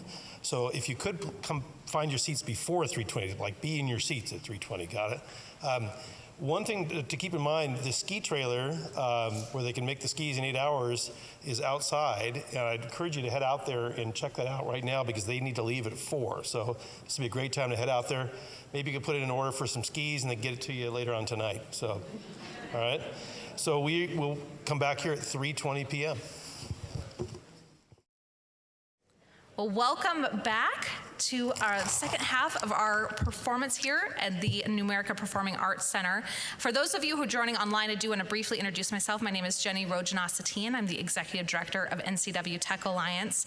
And we just saw BrainSpace, Drip 7, ZillaWorks, outstanding job here on the stage. I'm so excited to get us going. And I'm really excited to introduce Rachelle Ames with the Cleantech Alliance.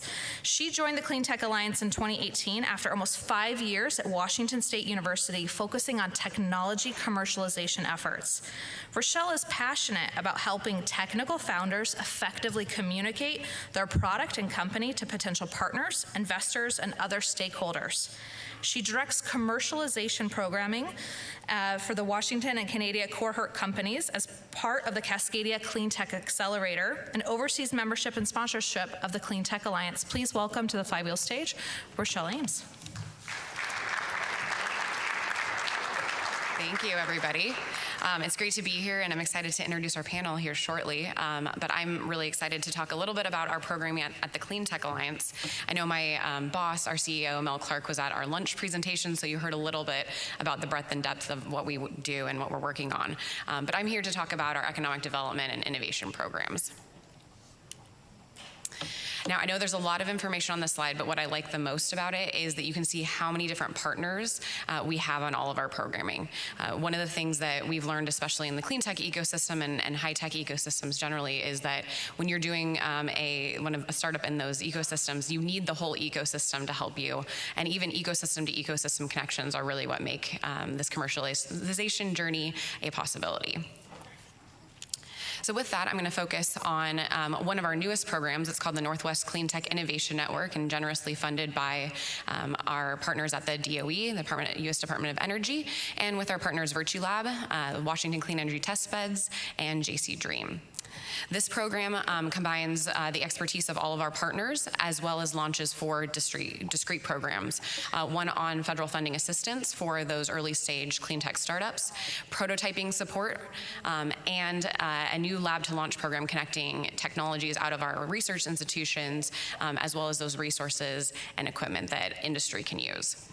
It also is where we house our Cascadia Clean Tech Accelerator program, now in its 7th cohort. We just did our onboarding on Tuesday for our 7 startups that will be in that program, and we're so excited that this year at the Flywheel Investment Conference that 2 of our alumni companies, Flex Charging and ZillowWorks, were able to be in the finalists. So round of applause again to them. I know that clean tech is hard, and it was great to see them here.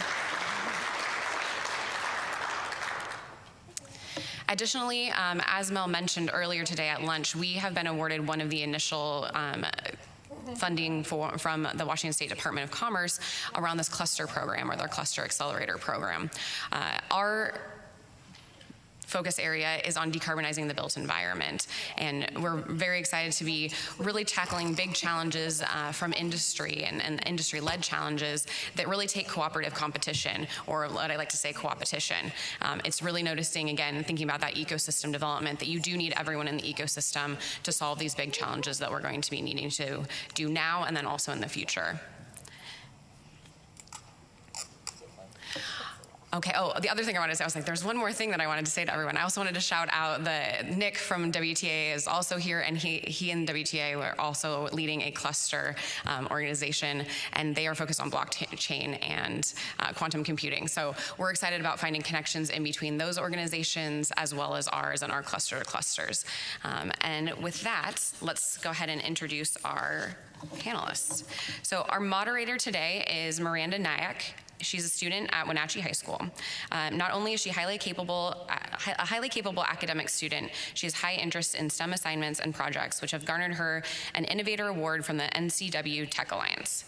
In March this year, she helped lead a team of 3 young women to a first place finish at the Technology Students Association state contest. She also paired with one of her teammates to win the extremely competitive technology problem-solving contest, building an egg drop apparatus with the greatest accuracy in the shortest amount of time. Miranda will be competing in the National TSA in June.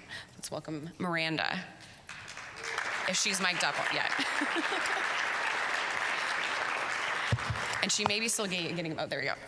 One more round of applause now that she's out here. Next up, I'd like to introduce Minda Bruce, who has spent her career as a co-founder or catalyst across 4 tech startups and 1 social change organization. She is currently the co-founder and managing director for First Row Partners, an early-stage venture investment firm based in Seattle. She is also a venture partner for the 2048 Ventures out of New York. She continues to advocate for new entrants into angel investing, especially among professional women and entrepreneurs. Welcome, Minda.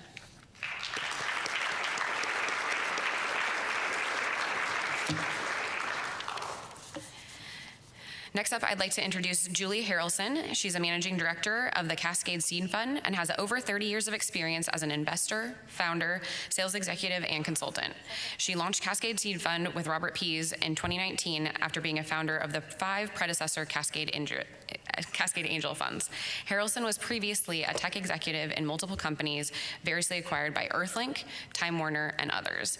As an entrepreneur and operator, Harrelson brings an experience and empathy learned at the School of Hard Knocks to all that she meets. Welcome, Julie.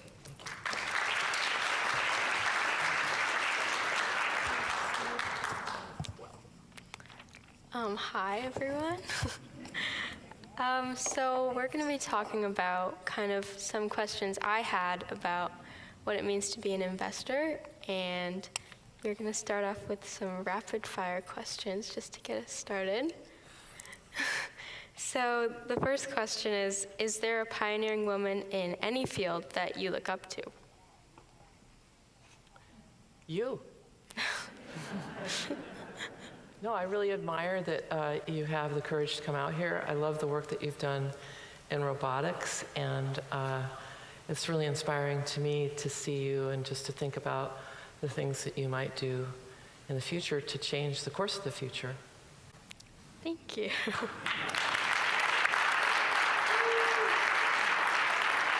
Well, now that Julie's won over the moderator, thanks. I will say Dorothy Stimson-Bullitt, who founded King Broadcasting and during the Depression brought her family business back from the brink. And she's also been a major force in making Seattle what I believe is sort of a real matriarchal city for philanthropy and big efforts. And is a big part of how I felt empowered to grow into leadership roles. Okay. How about one more? What's an app that you frequently and would use and would be hard to live without? Oh, I'm gonna say Twitter, and it's so embarrassing. Because I'm just scrolling and disagreeing and not saying anything. But I do enjoy Twitter. Calm. Okay. Because I'm not. Okay. Our first question about investing.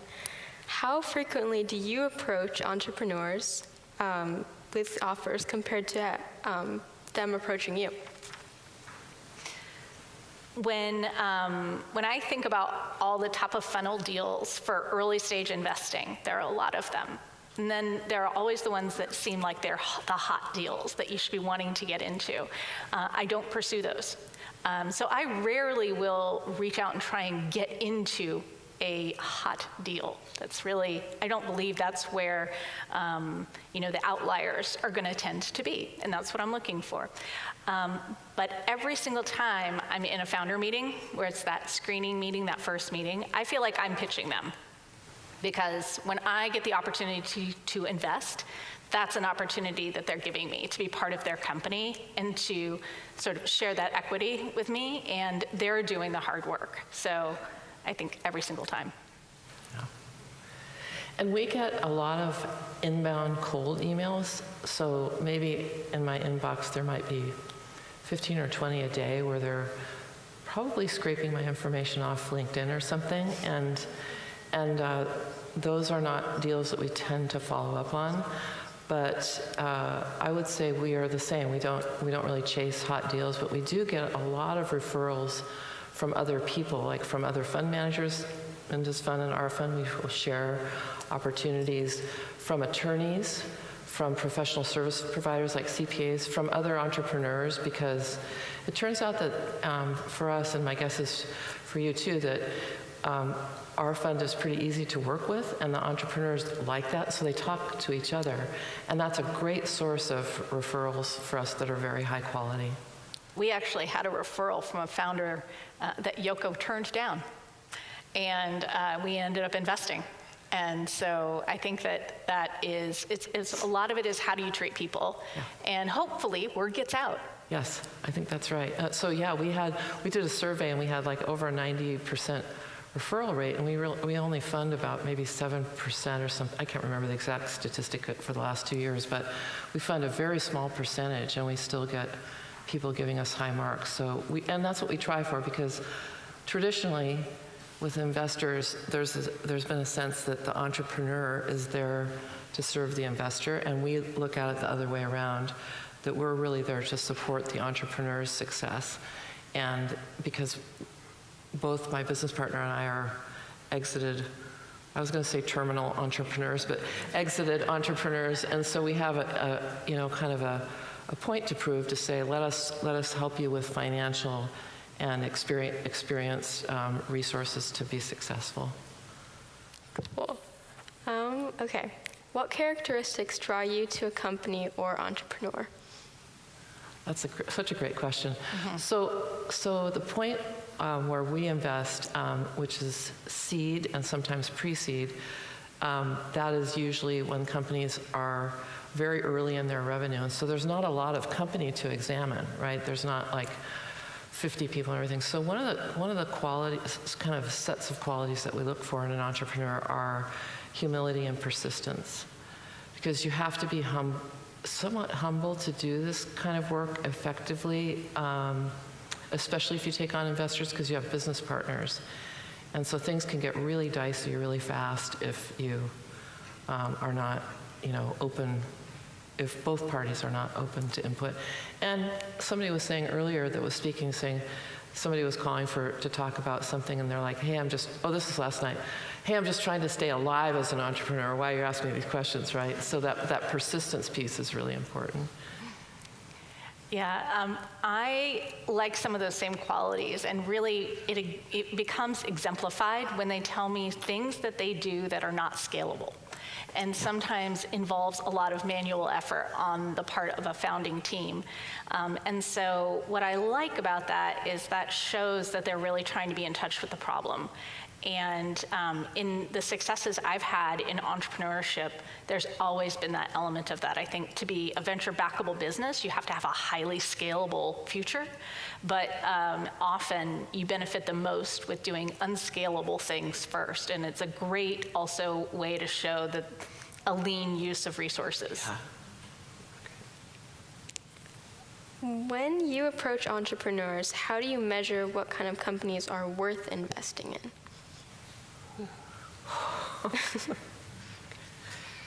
Well, I am just one opinion, and anytime I talk to someone, and whether I'm proceeding to dig in on the investment or I'm declining, that really is just sort of my opinion. But I have a box that I've drawn for my fund. A certain check size, a certain stage. We invest in software, so we don't invest in hardware. There are some things in, that are, biotech related that we don't do. And we've carved out things that we think are real opportunities. And so, first of all, there's that box. And I think that then within that box, the kinds of things that I look for are something where there is true transformation happening through technology, such that when they're wildly successful, there are new winners. And I get really excited by those stories. So, I definitely don't feel like I'm making a pronouncement when I pass on a company. Yeah, I think your point of view on that is great, and I would agree with it. I think we have a similar box, so anything I would say at this point would probably be redundant, but we do, there are measurable things that we can say, does this fit into our thesis or not? And same story, like it may be a perfect investment for someone else, but not for our fund. For example, we're very valuation sensitive. So if a company is, in this last couple of years, things got kind of frothy in terms of how much people thought their companies were worth and what the market was responding to in terms of investment. And sometimes, if a deal is over $10 million in valuation or even $8 million, we really have to think seriously about whether it fits into our portfolio, what we call portfolio construction, which is you have this whole range of companies, and how is it balanced, and how does it all work together as one portfolio? So you've got the individual companies that you're looking at, but you're also looking at the companies together in total. How are we doing so far? Great. Okay, thanks. Okay. I'm hoping we can get her to be a venture capitalist. I know, right? After she changes the world with some amazing product, I hope you turn it back around. Yeah. Because your questions are great. Yeah. Thank you. Okay. Do entrepreneurs ever turn you down? And can you share why? Yeah. Go ahead. Okay, I'll go first. We got turned down the other day on something where we said we would like to go further into due diligence, and they said, we just don't have time for that kind of thing. So it was sort of, they didn't really, I guess, feel like they needed our capital enough to answer, we see that everything is this irregular opportunity, but you can apply a consistent process to it, and then you can continue to improve that process. And so while we can bring things closer together and we can do certain things to, take less time, we're not going to shortcut ourselves and our LPs just to get in something that, the founders not willing to go the distance with us on. Yeah, that does happen, and so a lot of times, like with the hot deals, you get there's this sort of momentum that happens, and then there just isn't room. So say a company is raising $2 million, and so somebody that everybody admires invests in it, and then people just start piling on, and then it's there. And we are very deliberate about our review. We're not slow, but we're very deliberate about making sure that we check, that we follow our process, and that we take a deliberate but really efficient pace in making those decisions. The other time we've been turned down, which is an interesting one, is so we invest very early, right? So we invest when a company's in its first couple of years. They're on their way to their first $1 million in revenue, or they've got momentum in that direction. And then, so they utilize that money and they expand, and they need to do the next level of funding, which is often called a Series A. Or they might even accelerate into a Series B, which is more money, more traditional venture. And at that point, sometimes, like we just had this with a company where we were open to investing a little bit more, but the venture firm that was coming in wanted to invest so much and have so much ownership that there wasn't room for us to do that. So they said, we love you guys, but we can't do it. And it's sort of bittersweet because in a way you took the risk at the beginning, and you have these, really hard fought wins and milestones with the companies, and then they get to the point where it's like they actually don't need us in a certain way anymore. And that's an interesting feature of being an early stage investor. Okay. What types of companies make you feel passionate about investing? I enjoy the overall dedication and enthusiasm that comes from interacting with founders. That's just energy that, I enjoy. The specific companies are something where there is sort of layered complexity and long-term value that I can imagine growing, like a data set that grows over time, so that I can imagine how that machine that gets built grows in value to be a multi-billion-dollar company, and where I can really see that. From a financial perspective, that's very exciting. But I think also I, again, like to see things sort of when you're wildly successful, that there are new winners, whether that's economic agency for someone or, a frictionless element that, used to take a lot of manual effort, but that it has to be big, has to be substantial. And it's that substantial change that I get excited by. But I'm there to make money. And so I really do I do get excited about seeing something be $1 billion, but it has to balance with, who are the winners when this is wildly successful? I have to like that answer. Yeah, that's a great way to say that. I'm very interested in all the companies that we've invested in, because they're all doing something that has that underlying process that you're talking about. And because sometimes people would say, well, is your fund an impact fund? So does it invest in things that have social impact? And my my sense about that is that all of our investments have social impact in that they're solving problems. They're solving problems for business people, which lowers stress. They're making money. They're employing people. There are some great stories that we have, all the way from very esoteric security software companies that have helped with security breaches to a company that's in Vancouver, Washington, where these two women were on maternity leave at the same time, and they created these dolls and these books about social emotional learning, and now they're a wildly successful company called Slumberkins. And it's just fun to watch these people and these companies go through and sort of crack the code of how to scale and then solve problems and return money. Because in the end, we're judged by, did you create returns for your investors, right? So that is, to me, impact is intrinsic in the work that we do. Everybody's an impact fund. Yeah. It's just what's your impact. And I think that, if you focus purely and exclusively on getting those returns for your investors, you're probably, not understand. I don't think you're really as invested in the future as you think you are. Yeah, and one of the reasons I did this fund is because I thought there should be more women fund managers. And people won't do things they can't see, right? So that's the other piece of it. I don't know what the statistic is now, you may be more accurate, but it's like less than 3% of the fund managers are women. So I like that part of it too.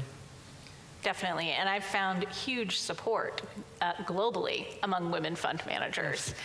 And that's another really joyful part of this, is being able to sort of let us find each other and share all the information that we possibly can to make each other successful. That's been really fun.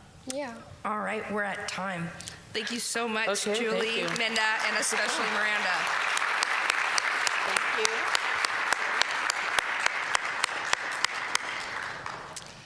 Didn't they do awesome? And especially Miranda. We're so excited to see what she's going to do next. So we are now ready to begin our final round of company presentations. We're going to have a whole new investor panel for our final 3 pitches, and I'd love to introduce you to our members. We're going to welcome back to the stage the fabulous Minda Bruce and Matt Adamczyk, who was from Microsoft earlier in Titletown Tech. Our third investor is actually a Flywheel fund investor, Rosemary Dunkel. Rosemary is a marketing expert who has consulted to companies like Microsoft and also worked in related roles like Philips Oral Healthcare, Fluke, and 3M. Rosemary is also quite an active investor with the Brighton Jones Investment Partners in Seattle. She holds a BA from the University of Washington and an MBA from Georgetown. So welcome our fabulous panel.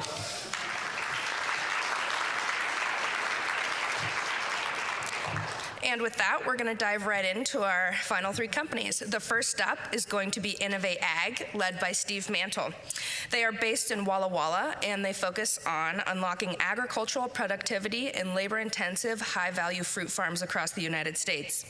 Farmers using Innovate Ag are able to grow more in fewer acres using less resources. Let's welcome Steve.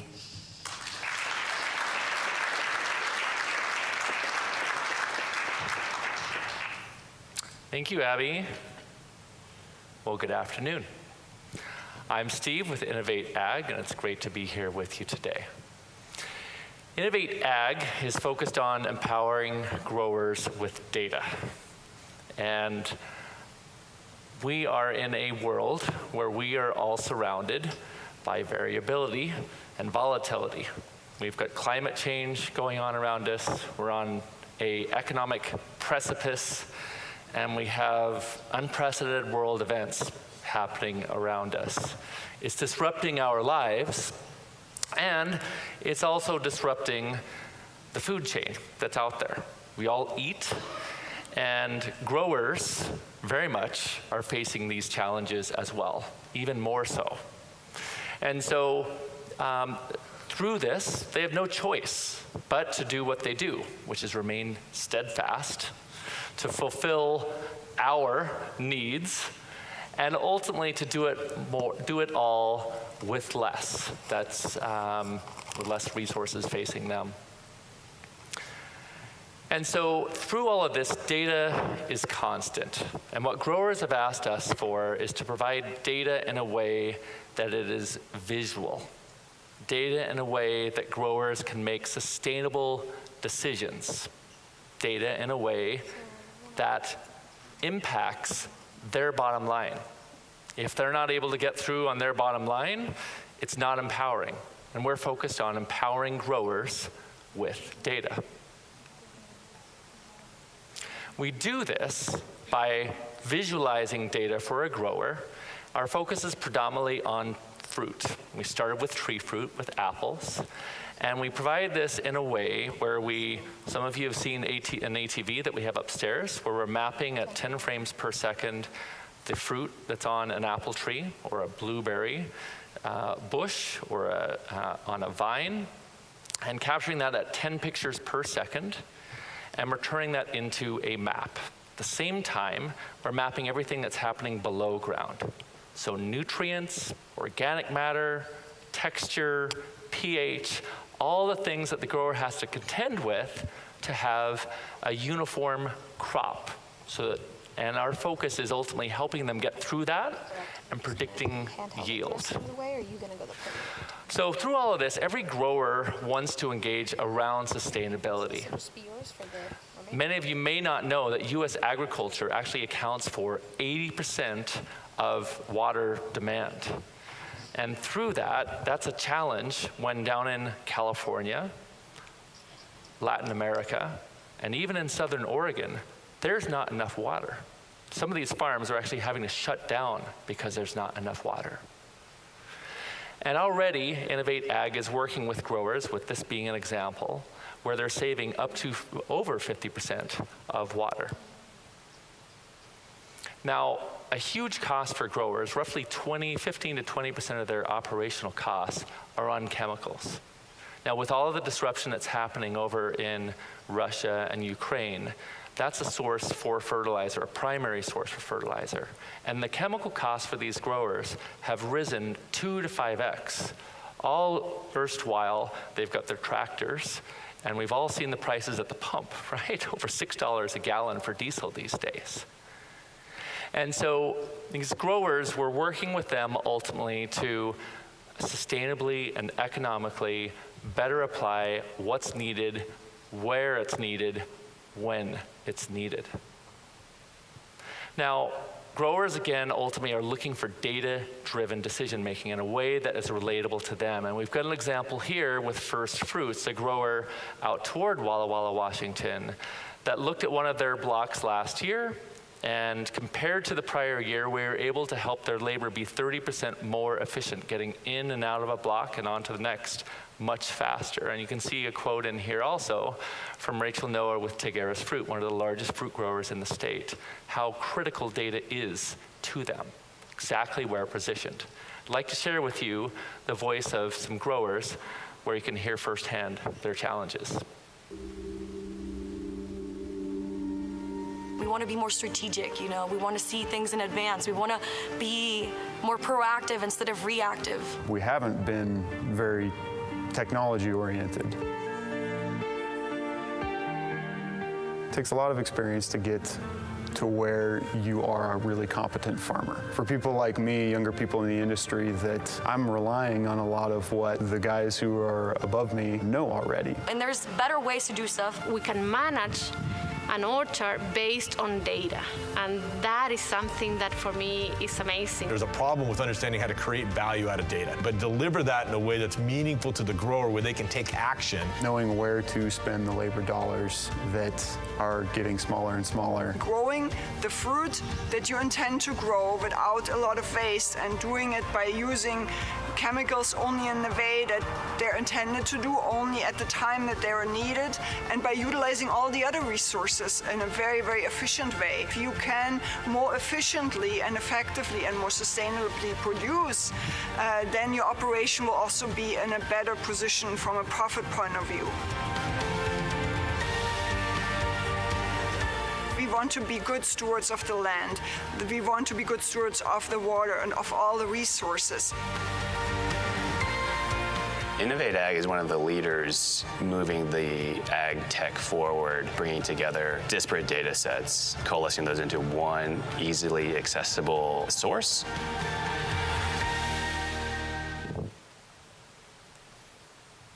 So you've heard firsthand from growers some of their challenges.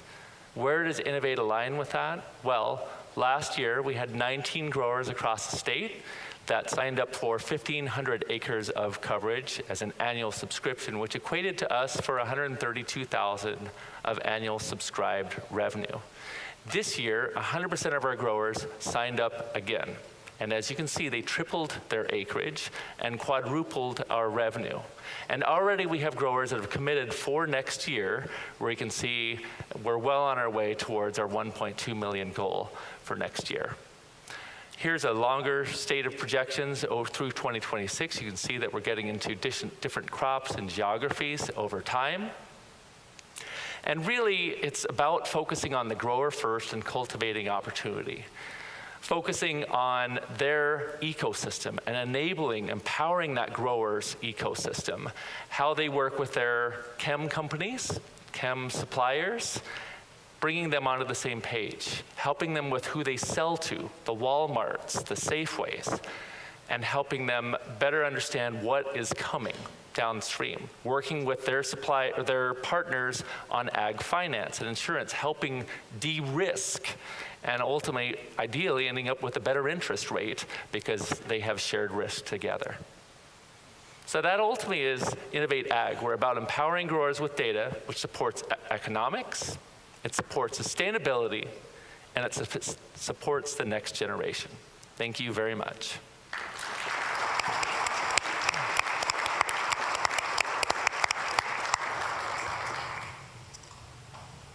I'll start. Thank you so much. That was really interesting to hear about. I'd love to know a little bit more about the details of how you make money. It seems like you have a vehicle, you charge for scanning acres, but what is your revenue model? Are you selling those vehicles? Are you leasing them? Are you operating them? And how often do acres need to be scanned? Yeah, so first we align with the growers' life cycle, kind of the critical points throughout the year. And so for them, that starts at blossom. And so we'll go in and map at blossom time frame, which we just wrapped up.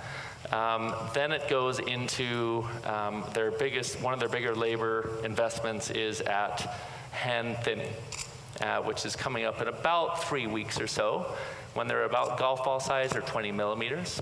So some growers are choosing to opt in for us to do that. And then the last piece is pre-harvest, right, in another 3 or 4 months.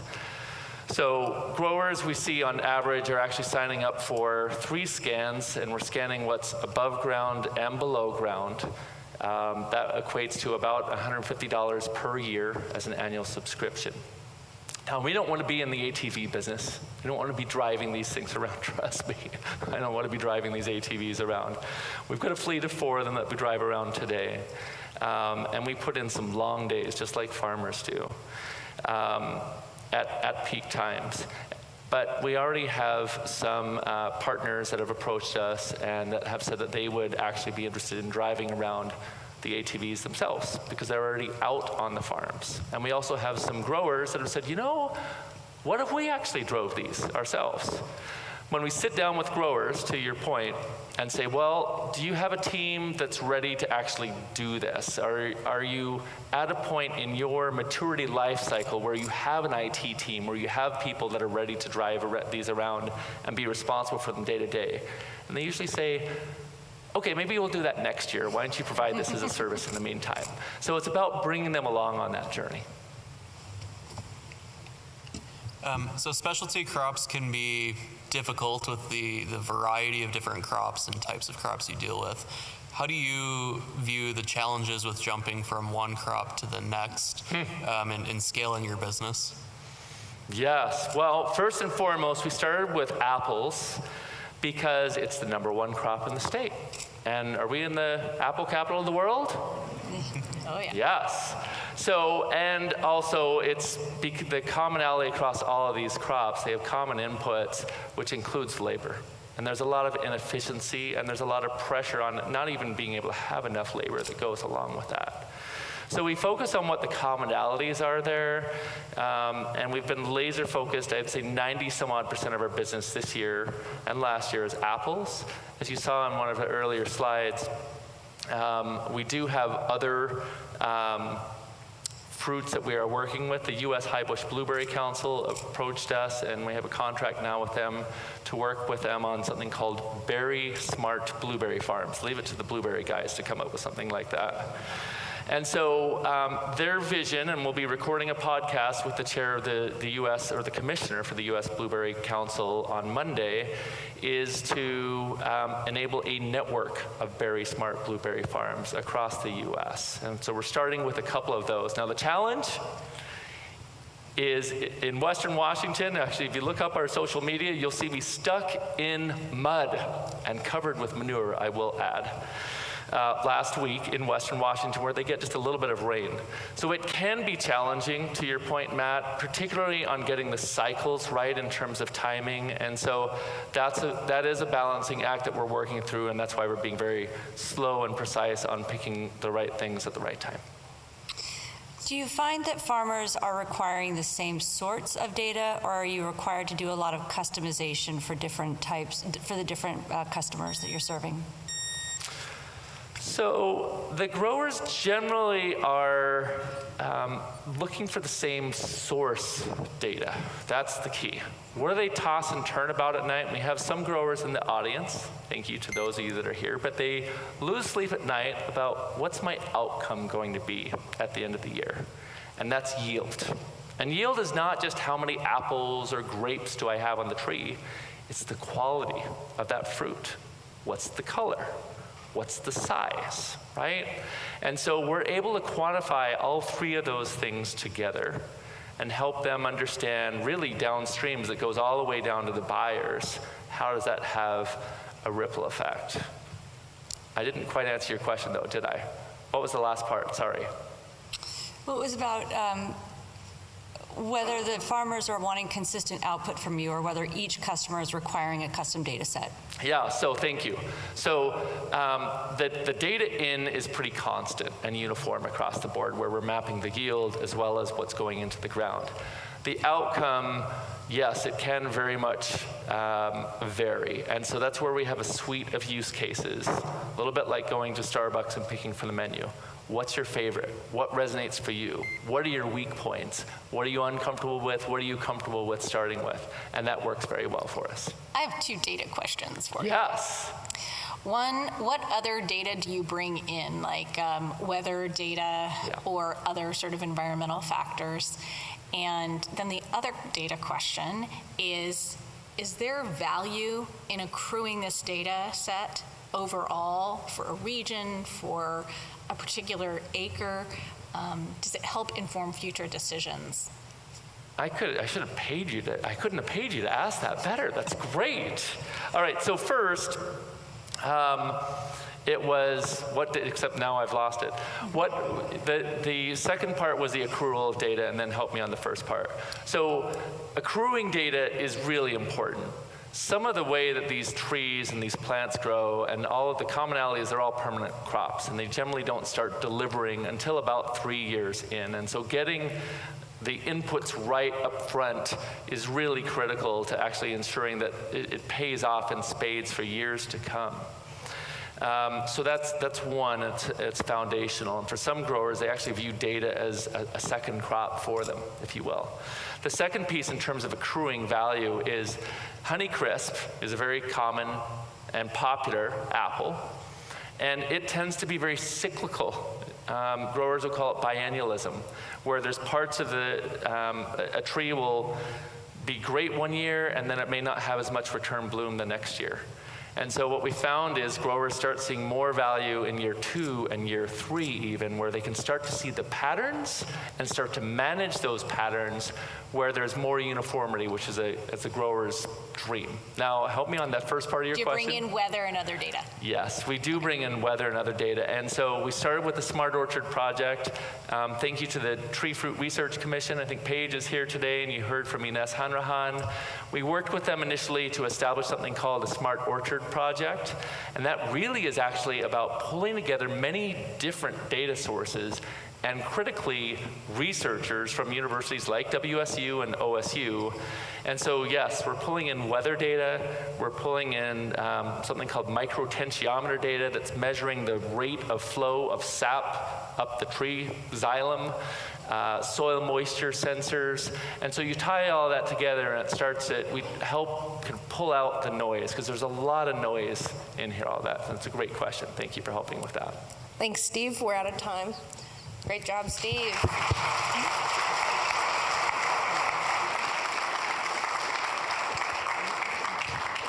We are going to go right into our next company, which is Honeyjune. It's led by Bo Carrillo and Molly Hemler, and it's located just down the road in Peshastin. This June kombucha company not only gives us a product that tastes better than a traditional kombucha, but it also delivers more. Let's welcome them up.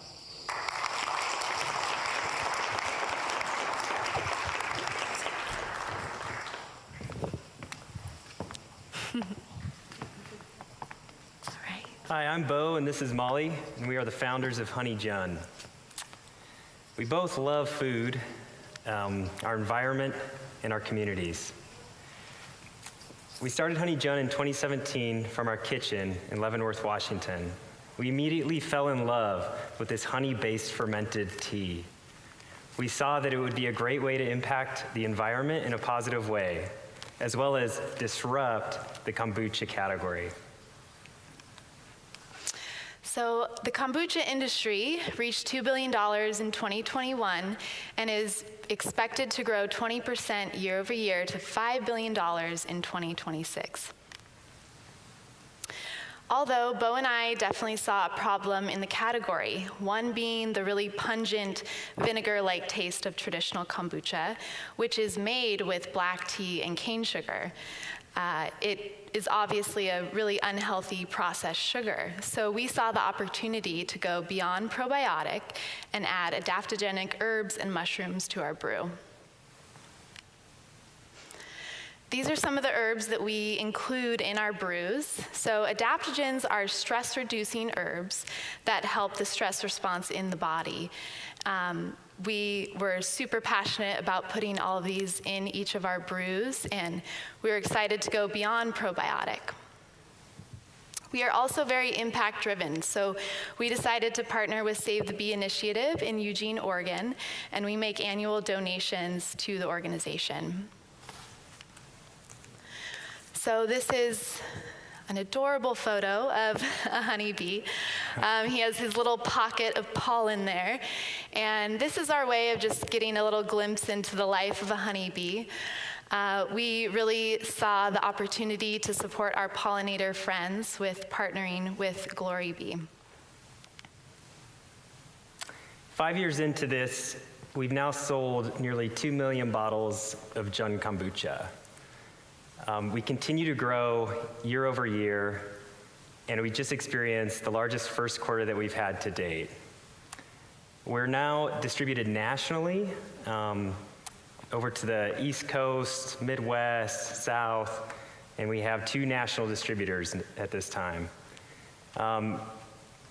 We're at more than 600 retail locations, and we are now the second largest June kombucha company in the country. All from right here in Peshastin, Washington, mind you. One thing I'm really excited about is our retail growth. We do have really strong data from retailers. Some of them are the most influential natural food retailers in the country. And we have double and triple digit growth at sometimes the 3rd and 4th year on the shelf. So what we came up with a long time ago, in our kitchen, almost 5 years ago now, was that, once people try this honey-based version of kombucha, they'll really never go back to what they were drinking before. And we're actually seeing that in the data.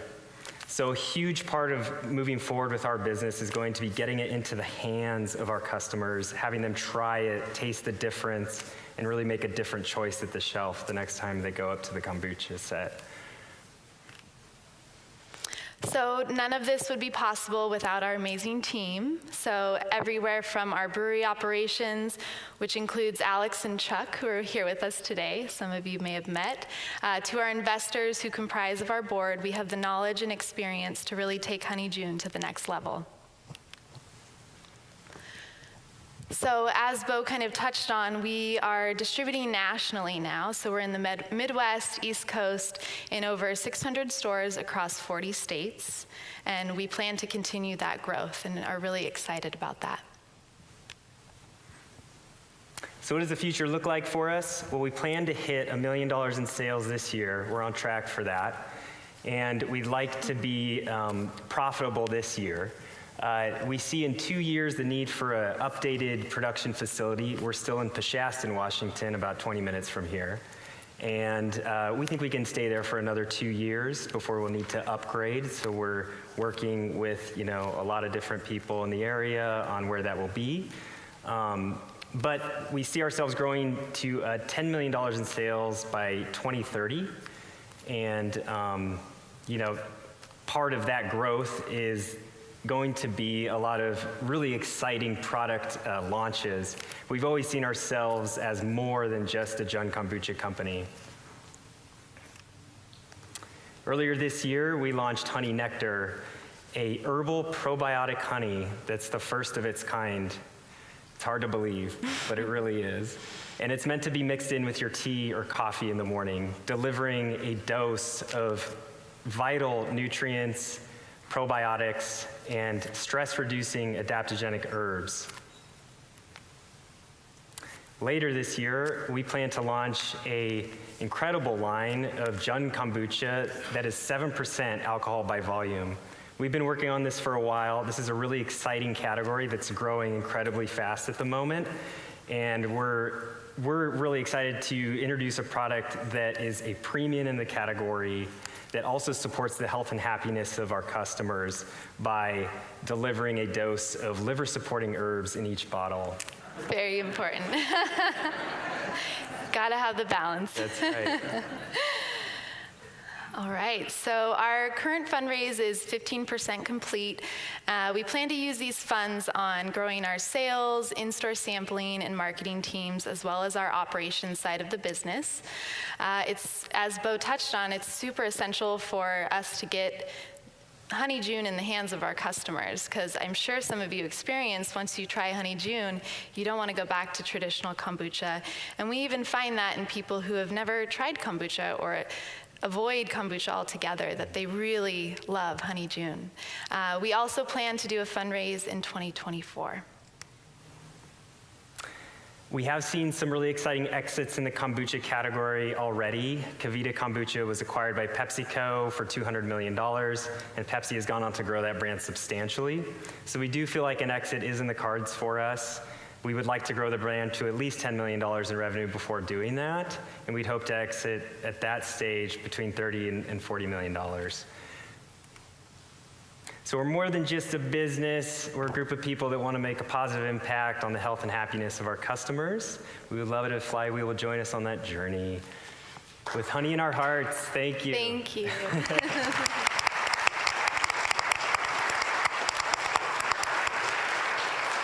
All right.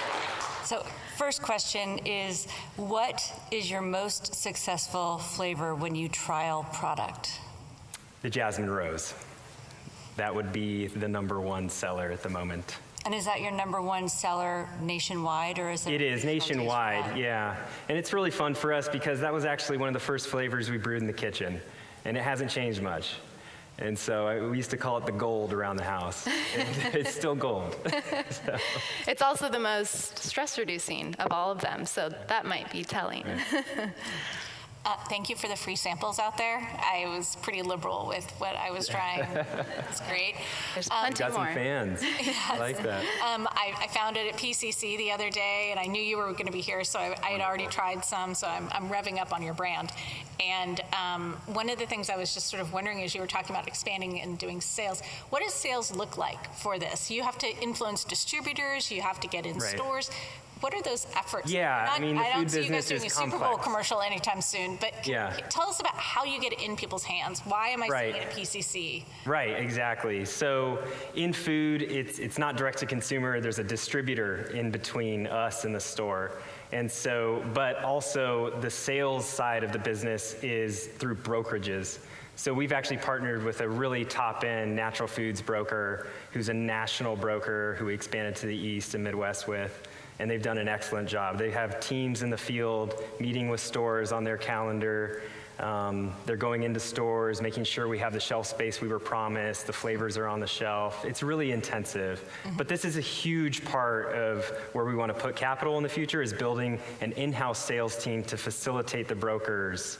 And I think we'll see really good results then. Thus far, it's been myself, Molly, and our brokers. You know, that's how a lot of small food brands launch and gets rolling. But it does benefit you in the long term to have an in-house sales team. Yeah.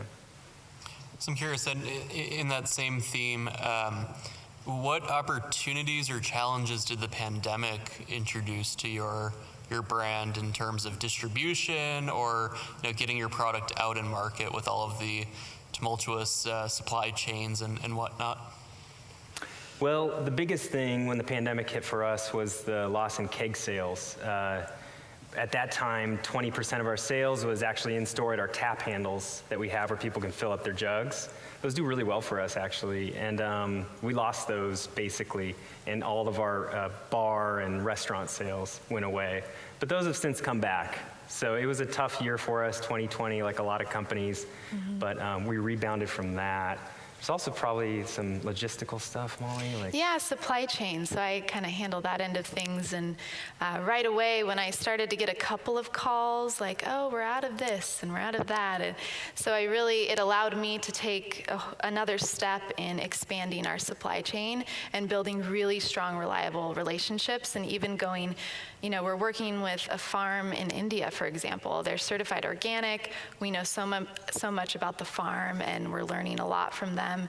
And so that, that's reliable, and we're really focusing on those relationships right now. So, yeah, it was a blessing. Do you think that your national distribution is going to require you to open manufacturing that's not based here in the Pacific Northwest? No, at this time, our two national distributors, the biggest in the game, actually pick up from us. And it's worked into their system to do that, and it's working out very well. So we don't see the need to build, multiple facilities. We'll always be based here. Yeah. What's the shelf life of your product? 6 months. Okay. Yeah. And going back to the first question, I'm a novice in product development in foods. How do you come up with new flavors? Is it just experimenting in the kitchen? And then when you do think you have a winner, how do you validate your own taste with your customers' tastes? That's a great question. I'll start with the foundation of where we start is the pillars of Honeyjune, of course. So making sure that we have that amazing flavor. So that could be a blueberry or an elderberry, like some of our flavors now. And then the function piece of it. So we always have the adaptogen and the herbs that are going to be really beneficial for our customers. So that's kind of step one, is starting there. And then in-house, we start to do R&D and experiment and do the tasting. And I think with our experience of the flavors we've created, we've been really lucky in developing and having great feedback. So we really trust that process. Farmers markets have also been great for us. Yeah. We like to ask people and launch flavors at farmers markets here locally, and we get a ton of great feedback on what to bring back or bring forward in a flavor. Also in kegs is a great opportunity to bring the flavor into the market more locally, like Bo said, and have it on tap at places, and then we have people coming back and asking for more. So.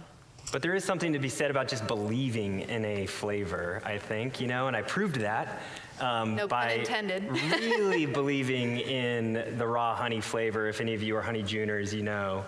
But it is just the base of each one of our products is a green tea raw honey base that's fermented.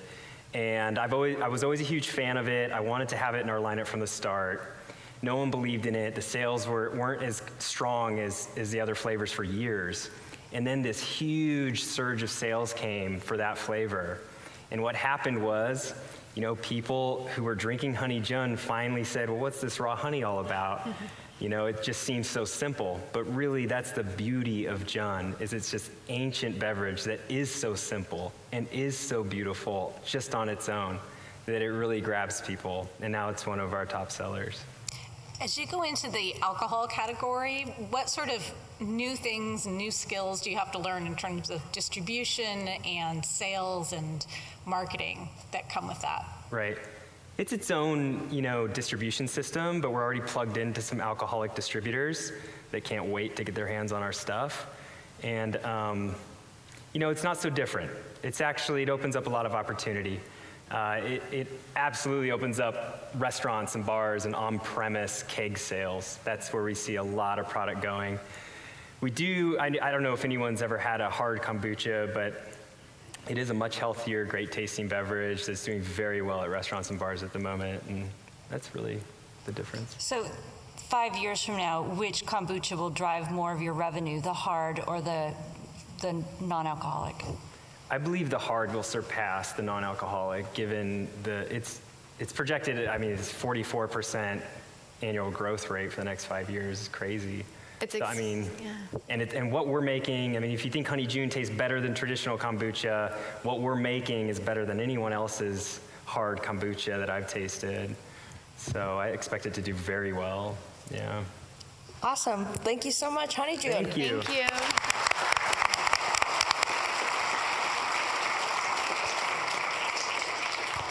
I don't know about you guys, but I'm feeling a real buzz in the room after that one, right? So we're going to go into our final company for this year, which is Give in Kind. It's led by Laura Malcolm, and it's based in Tacoma. Give in Kind is a platform that allows people to organize support for anyone from anywhere. Each in-kind page allows friends, families, and communities to provide help in a way that works best for them. Let's welcome Laura.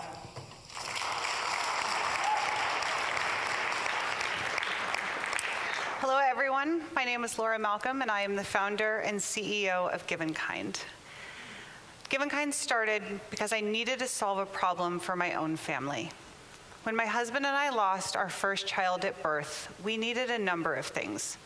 We needed groceries delivered, meals to show up at our door, and someone to take out the trash. What we got was this room full of beautiful flowers and friends and family that were left scrambling to try and figure out how to help. Because in this pivotal moment in our life, we needed more than a GoFundMe. We needed more than comments on a Facebook post. We needed a way for our community to learn just how they could help us. And they needed a way to give that help in the way that worked for them. But there was no platform that bridged a gap between communication and action. We were not alone in needing something better. I'm certain that each one of you can think of a recent time that you wanted to know how to help someone you care about. That's how $1 trillion in goods and services flow every year to your friends and family and neighbors and coworkers, to your school and church and community groups. But there's a gap between what is needed and what is given that touches individuals and organizations alike. So now imagine a world where you can send dinner to a friend who just had surgery, you can sign up to volunteer in your kid's class, you can make a donation to your favorite organization, all in one place. Amazon changed the way we shop online. PayPal changed the way we pay. Give in Kind changes the way we help. Over 3 million people have already come to Give in Kind to find out how to support someone else. They've provided 150,000 acts of help and sent over $4 million in goods, services, and donations. Let me show you how we do it. When Parker was diagnosed with cancer, his friend set up an in-kind page to support him, his wife, and their 2 young daughters. 250 people signed up on Give in Kind to follow along with Parker's weekly updates, to make sure his family was fed every night, to make sure they had gifts for the holidays.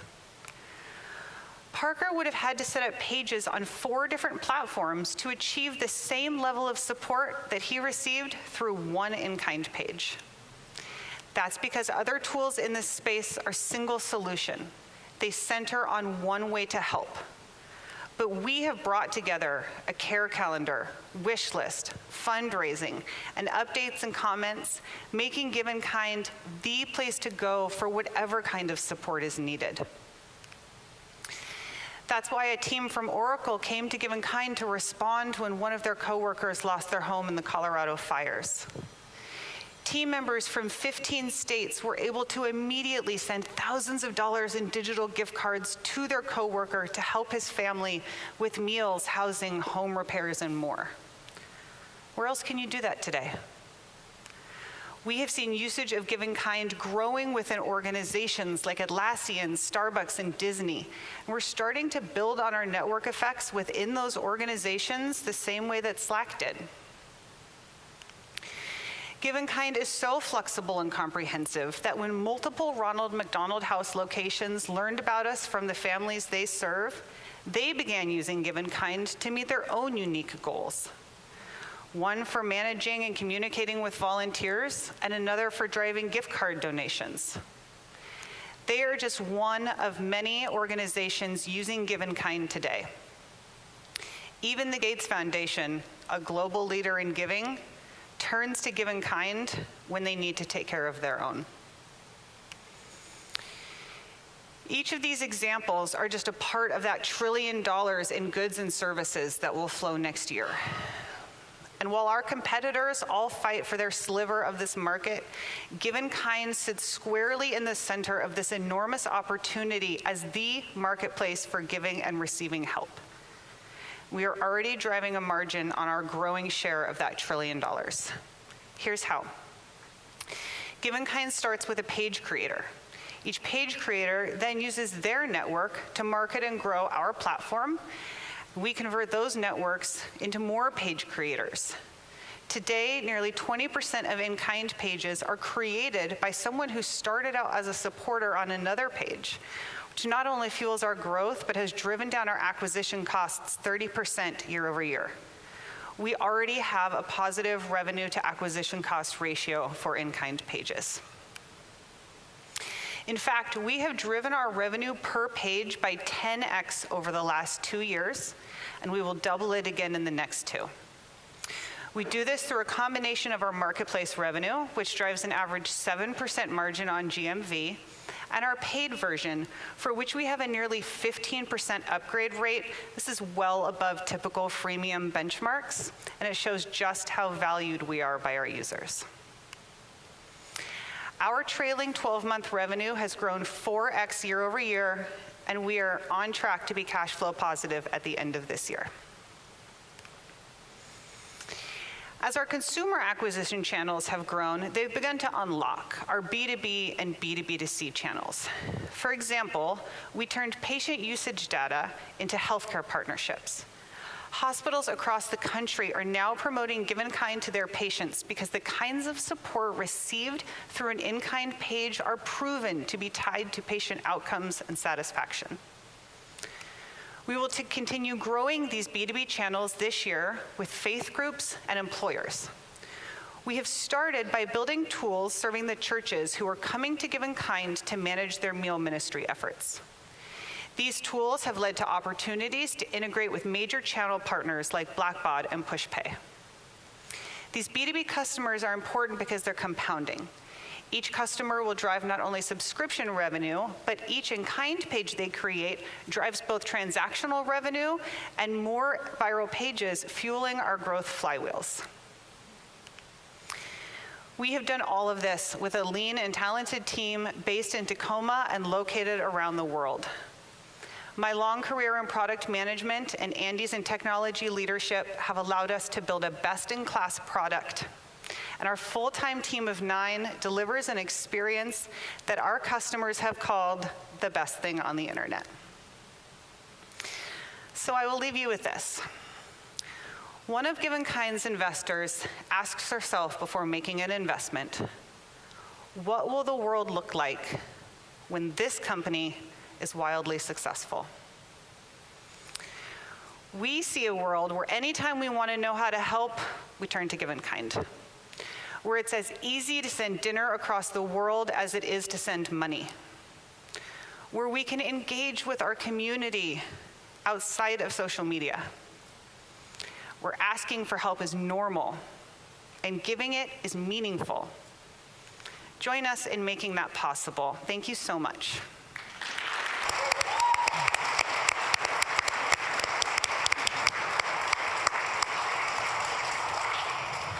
I'll start. Great presentation. Love the product. You clearly have a social impact lens to the business. How do you balance being a for-profit, scalable tech platform and maintaining that social impact lens?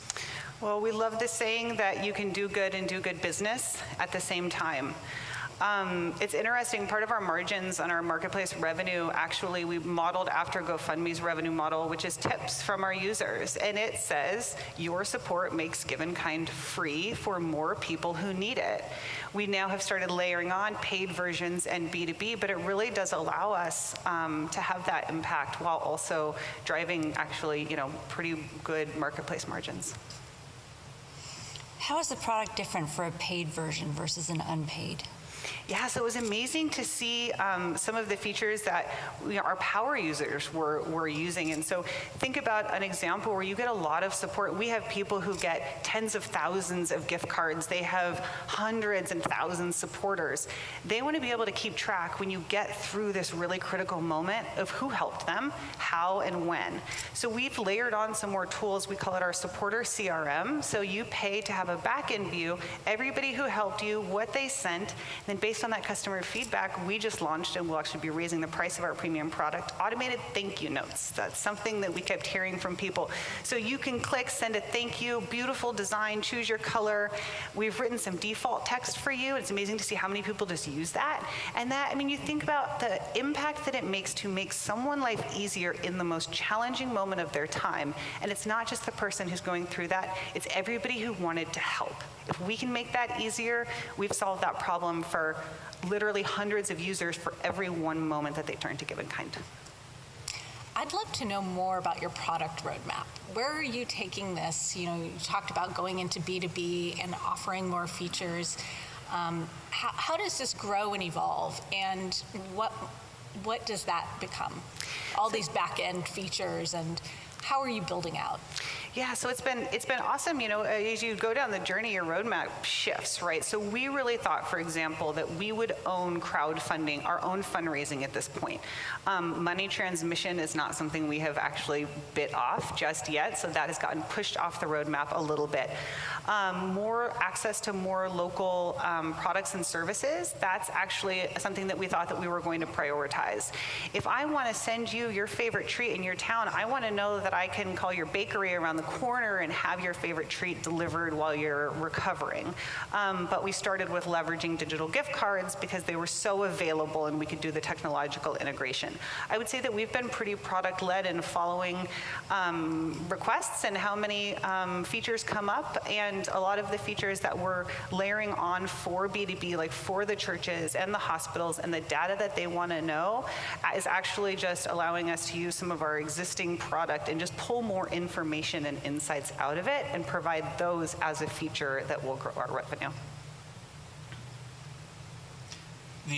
The hospital integration, and I'm curious if you're also working on employer integration as benefits for employees, and how you see those opportunities for that future growth relative to It's kind of the organic growth that you're seeing. Yeah, thanks for asking. It's been incredible to see. The reason that we started with churches and hospitals and next is employers, that's our B2B plan for this year, has all been by analyzing who is using Give in Kind for what and who those networks of supporters are. So as I mentioned, we started building for churches because we were seeing so many churches come on and start using it to organize programs that they already had in place. For our healthcare partners, we were looking at where patients were already self-indicating, hey, we're at this hospital. You know how you cut down doors at hospitals is you go and you say, your patients are using this product, and I want to show you, and we're talking to chief patient experience officers, population health, because they know that social support as one of the social determinants of health is really important, and it's not something they can always control. So we're going to be taking that same approach with employers this year. I listed all the companies that are using Give in Kind, and that's not one time. Those are teams where we have seen multiple teams within each one of those organizations using the platform. And so again, that's our into benefits and HR saying, your teams are using this and it's making a difference. So now we can put you on to a paid version and offering it as an employee benefit. Tell me a little bit about that. Sort of sounds a little like enterprise sales, right? So what's the value of those relationships and what kind of sales model that's scalable can you build around it? Yeah, so we're starting with it as an employee benefit, because the usage primarily would be not only team to team, but allowing employees to access the premium features, for example, for use in their own personal life. Because that's when we think about employee benefits, they want to know that they're getting back some ROI on the money that they're investing.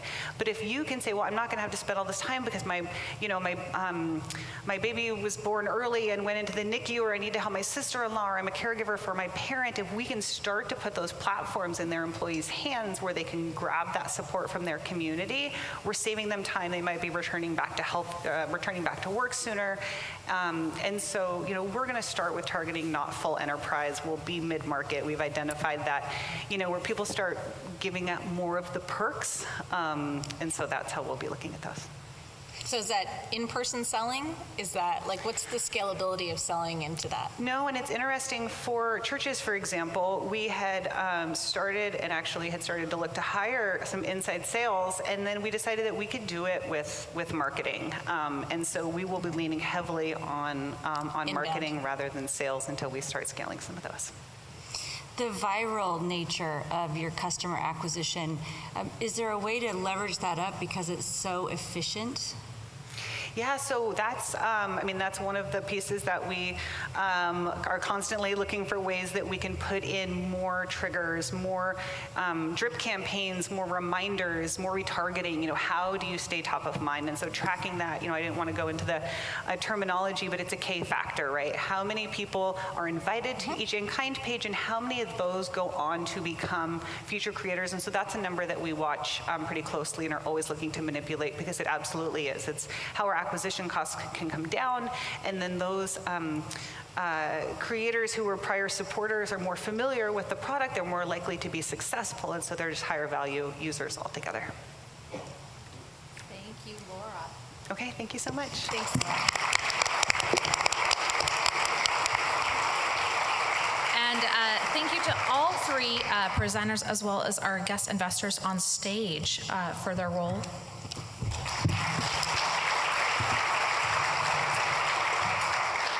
So a reminder to pull out your phone, or if you're tuned in from home, and vote for your favorite. We're going to award $5,000 in cash tonight to the audience favorite. And I do have to say, there's been two companies neck and neck all day on the website, so it's really fun to see who's going to slide in there. Anyone can vote. Again, pull out your cell phone, go to flywheelconference.com, and then on that homepage or attend page, you can vote for your favorite company to win a $5,000 cash prize. Now, if you are an angel investor in our fund, and you are voting, it is time for you to head over to the deliberation room. So here's what's really special about the Flywheel Investment Conference. The companies that you saw over the last 2 days, we don't know who has won. Our angel investors are now leaving the room to lock in their votes and finalize the winners, which we're going to announce today at 5:30. So this is all very real, very live, very in the moment. And so they're going to head off to deliberate while we have one more presenter and a great final keynote for you all.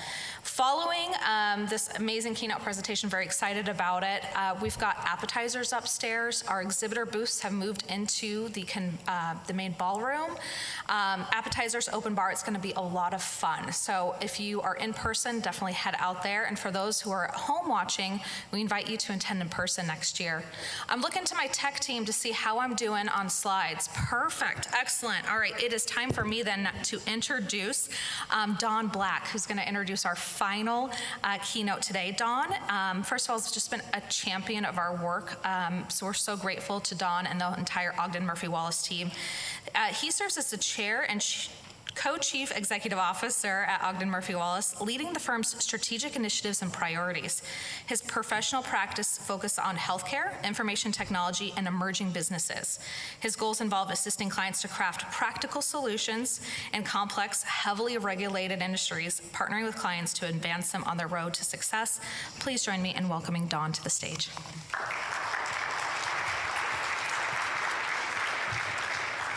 Thanks, Jenny, and welcome to all of you. We want to thank you all for being here. This is, like Jenny referenced, our 5th year sponsoring the conference. It's been a great endeavor for us, and we've really enjoyed watching it grow to the great event that it is today. The other thing I wanted to do first off is for all of us to give another round of applause and recognition to all the great companies we heard from, the 4 last night, the 6 today, plus the other presentations. They put a lot of work and effort into what they're doing, and it's exciting to see what they're going to bring to the market into the future. So let's recognize them for all their efforts here so far.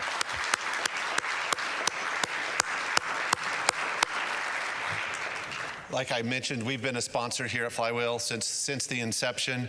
We've had a team here in Wenatchee and at a Wenatchee office for over 40 years. It's been great between our 2 offices in Wenatchee and Seattle, and we really enjoy serving the businesses and individuals that we get to meet over here on this much better, drier side of the state. And we're very much looking forward to the continuing development of things like Flywheel and the conference and the North Central Washington Tech Alliance and what they bring to Washington so that we can be here another 40 years. So finally, it's my pleasure to introduce our final speaker, the gentleman who stands between us and the open bar. Jonathan Evans of Connect Air. For those of you like me who were here 5 years ago, we first met Jonathan at our very first conference where he was presenting after he had, or was just finished selling his initial company, Skyward, to Verizon. He's a serial entrepreneur in the aviation space, and we are excited to have him back to talk about his experiences as a serial entrepreneur and his next exciting venture. Jonathan is a lifelong aviator. After selling that venture, Skyward, back in 2017, he assembled a new team of aerospace and software experts to fulfill his dream of building a truly on-demand flight network, Connect Air. Connect Air is bringing new customers to a new market for the start of truly accessible private air travel. Please join me in welcoming back Jonathan to the Flywheel stage.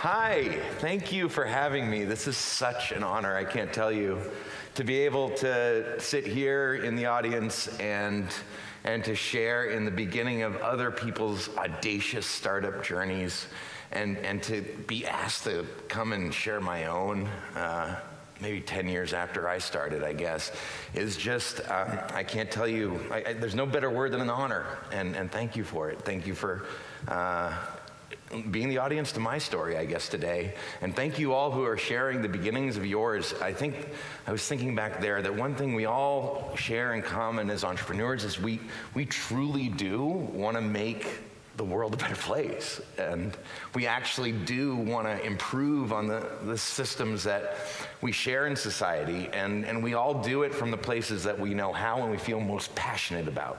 And that's something we all share in common. And so, again, a great honor to get to share my story on now my second entrepreneurial journey. There are actually a few more in there, and any entrepreneur knows that, but I'm not going to share all of them. I mean, it did start when I was a young guy, and I would be the one that would get a team of other kids together in the woods to go ride our bikes and build a fort. And I can tell you, even as a leader of a team then, I didn't know how to build the fort. But I did know how to get the kids together to go build the fort because it seemed like a purposeful, intrinsically motivated activity to do. So when I became an adult finally, you argue whether that's an adult. I dropped out of college and I enlisted in the Army. And I sought my lifelong dream from a young boyhood to be skyward. I wanted to be up in the sky. I always was just obsessed with aviation, like a lot of people I know now. And I got to achieve that dream very, very early. I think that's a 19 or 20-year-old me, and I'm about to get my wings and be the youngest military pilot in the Army, the military at the time, until some child from the Kentucky National Guard came up behind me and got the distinction a couple months later. My second career, I flew life flight around here. And you talk about purposeful work and that drive that we all share, feeling that you have meaning in your work. Well, this is the best, hard-working way I knew how to do it, flying a helicopter, is flying in the ambulance. And I did it all over the West. And I ultimately landed in Eugene and started my third career while on duty as an ambulance pilot. And I like to joke that you have, a lot of time on standby on ambulance duty of any kind to surf the internet and even, scratch to the bottom of it sometimes. And I did that about drones. And I've just always been a very geeky pilot, I guess. I was a network administrator in the Army as well. And I saw that my beloved aviation industry could truly enter the information age with this new aerial robotic vehicle, this new information age aircraft. And even though I didn't know anything about how to build a drone or anything about actual aerodynamics other than manipulating the sticks myself of a helicopter, I did have a sense of the rules of the road. And I had a sense that if you could take the rules of the road of aviation, which is well regulated for a reason, we all trust it when we walk down a jetway, and we should. Bar none, the safest system that you will participate in any of your given days. And we should keep it that way and only improve on it. But if you take those rules of the road and you collapse them into software, if you actually take the algorithms it takes to articulate four-way intersections in the sky, if you will, and you take the credentials of the pilots that control those aircraft, and you take the maintenance records so that we can trust that they're airworthy. You add those things up, you put it into a digitized airspace, and you really have a network upon which a connected drone could fly as a network itself in those regulated airspaces. And that was kind of my pitch, about 10 years ago. And luckily, we were able to pick up some traction from Voyager Capital, who we all know in this community well, and Diane Freeman, I was so grateful to have a reunion with last night. And, they discovered this concept, and this younger guy with a team behind him ready to build a fort in the sky. And they got behind us, and we did it. We did $8 million over 5 years on Sand Hill Road, and I spent a lot of my time there. And I can tell you that Silicon Valley, the satire, is really good. I'll just say it's really, really good, and sometimes a little painful. But we did it, We did the apparent success that we're all striving for in this forum, and we were able to attract Verizon as an early investor to the same vision of networking these robots in the sky, of flying IoT. And gratefully, they invested early, along with Voyager and other venture capital from Silicon Valley. And in 2017, they kind of surprised me when they offered to buy the company. And it was a great surprise. And quite frankly, there was a moment of pause. No, we're going to raise more money. We're going to keep going. We're going to make this globally changing, important concept. And we're being bought too early, maybe just for a half a second. but I think Diane probably sat me down. We had a good conversation. It was very clear that the most patient money for the project, for the dream that we were pursuing, was definitely in Verizon. And it was the place to take the kernel of intelligence from the 25 folks in Portland that were working on it and place it into something that could change the world, could bring it to scale. And so it was a life-changing experience. And I think it was, the best thing we could do for that project at the time. If you're following it in the news, you know that I've been going through some mixed emotions over the last 2 weeks because Verizon just announced that they're shutting it down after building it to a 150-person division. And so the success notion, I think that's the moral of my story. It looks a certain way on paper, but we all know that our lives aren't like that. They're multidimensional, right? And I don't know what to tell you about how I feel about how Skyward was shut down by Verizon last week. I can tell you it's a continuation of the story and the practice. So here I am today as the CEO of Connect Air with only 1:20 left to give you the commercial. So luckily, Don did a great job of it. We're bringing these smaller aircraft. You can summons them in your phones, like a superpower, like every superpower you can in your phones today, but aviation for the first time probably. And we're able to bring you in the trusted hands of very safe pilots that I'd let my kids fly around with across these mountains in these aircraft. We're bringing them to your local airfield, and we're bringing them at a price that people can actually afford. Today's private jet charter market serves the 0.1%. We are bringing this to the upper 10% at first, and as we get into this bold AA, advanced air mobility future of electrified aircraft, we'll bring the price back even more. And the way we're doing this is we're exploiting the inherent inefficiencies. We're squeezing the juice still remaining in the fruit that we have in the aviation infrastructure today, and we're connecting the A to B and B to A legs using software. Simple concept, right? Well, today's jet charter market operates at 40% empty legs. So we're going to aggregate this demand across 2 points like this that are probably quite familiar to this audience. And we're going to keep bringing that price down. The more of you go A to B and B to A in parity. But don't worry, software will do the work for you, and we'll just give you a push button at something you can afford. We're going to do this all over the nation. We're going to replace the hub and spoke and corrals with a truly on-demand dynamic mesh network of air mobility, of personal air mobility. And just a teaser, this is something we actually plan to build in Bend, at Bend Municipal Airport in the coming year. And luckily, a real estate developer of real caliber approached us and said, do you have any vision for what a local, private, well, truly public, but private-like air mobility experience should look like on the ground? And we said, we sure do. And it should include electric charging stations for these new aircraft that are coming and for the vehicles on the ground, right? Multimodal. All of these great concepts. It should include food trucks and great places to enjoy aviation's environment. I don't know why it's been stuffed into a place that the pioneers of my beloved industry would be ashamed of. It deserves celebration. Flying is magic. It's one of the most magnificent things we do. And we want to empower you all to do it. And so what have I learned on this path? There are two things that I wanted to say here, and I'm over my time. Sorry, you guys have a bar to go to. We can talk there. But it's ironic, I'm out of my time. That's the first thing I want to say, that time is the only thing that you can invest. We're at an investment conference. The only thing I know that you actually invest in life is your time. And do it well, and do it mindfully, because that's what you're actually investing. And the returns don't come in the form of dollars. They come in the reciprocity of time well spent with others, and especially enduring hard, good work that empowers others. That is time well invested.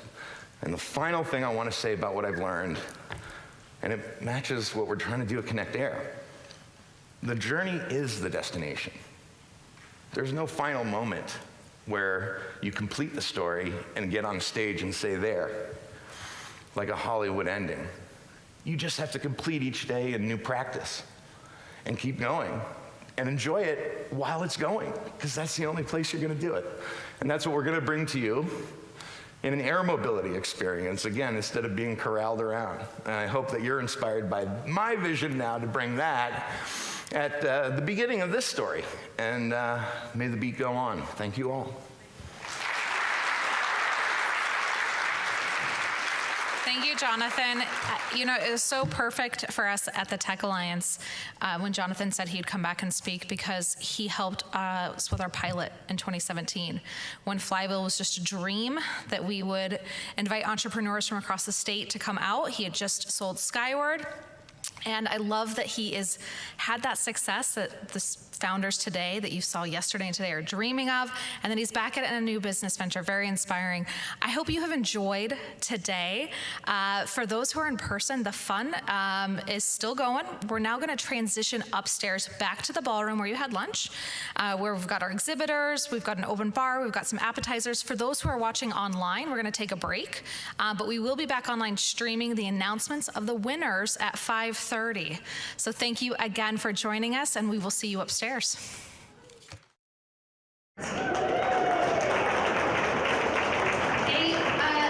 big round of applause to all the finalists who are here today. And a big thank you to presenting sponsors Moss Adams, Ogden Murphy Wallace, Confluence Health, and Microsoft, as well as economic development sponsors City of Wenatchee, City of East Wenatchee, and Washington State Department of Commerce. Special shout out to Shane Magnoff, City of East Wenatchee council member. I did miss her earlier. We've had a great turnout with elected officials, so thank you, Shane. And of course, all of the supporting and in-kind sponsors. Now I'd like to introduce Julia Turlinchamp, who is the Director of Agricultural Innovation at Washington State Department of Commerce. In addition to serving as liaison and partner on behalf of the department to the cannabis and forest product sectors, Julia focuses her efforts on supporting the use of artificial intelligence, blockchain technology, drones, genetic editing, and other innovative approaches to advance the agriculture sector in Washington State. Julia also remains the Director of Strategic Initiatives and Small Business Grants, managing the Working Washington Grants team. Her team is focused on designing and implementing emergency relief grants to small businesses and nonprofits most impacted by the ongoing pandemic. Welcome, Julia, to the stage. Thank you. I'm going to keep this quick. It's a big moment. I want to just take a minute, though, and thank Jenny, Blake, and Sinead for the incredible job that they have done this week.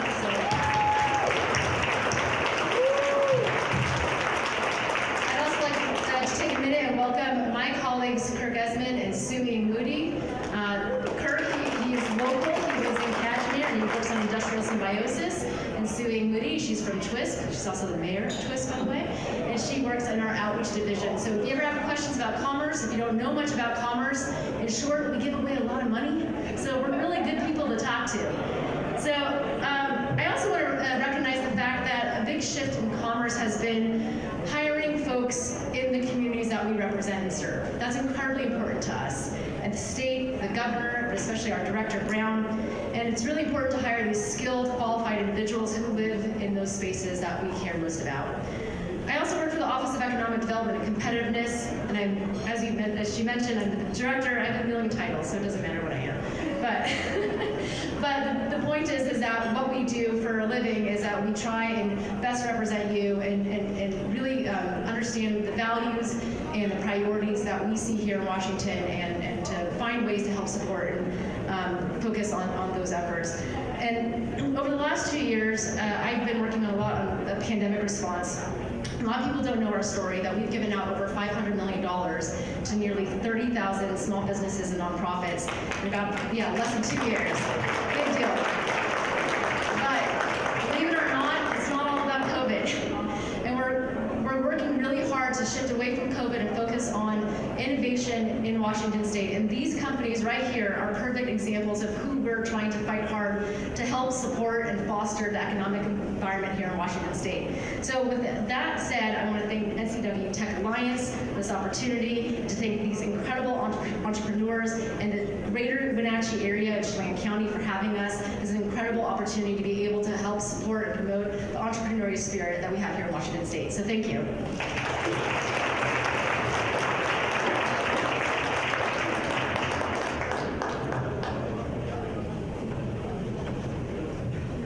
All right, well, we are at the point everyone's been waiting for.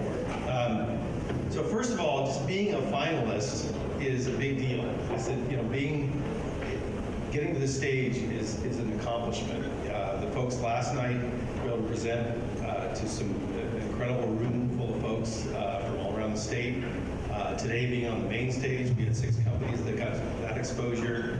So unfortunately, I can't give a check to each of you today, but each of you got a lot in terms of the exposure. There's a lot of investors in this room as well as people who are watching online today, and I know there's people watching online from other parts of the country as well. So that's pretty cool. So we have 4 awards to give out right now. The first one is the Fan Favorite Award, which is the one that was voted on throughout last week or two and throughout today. And so what we bring that up. We have the slides up there. Okay, Bobby.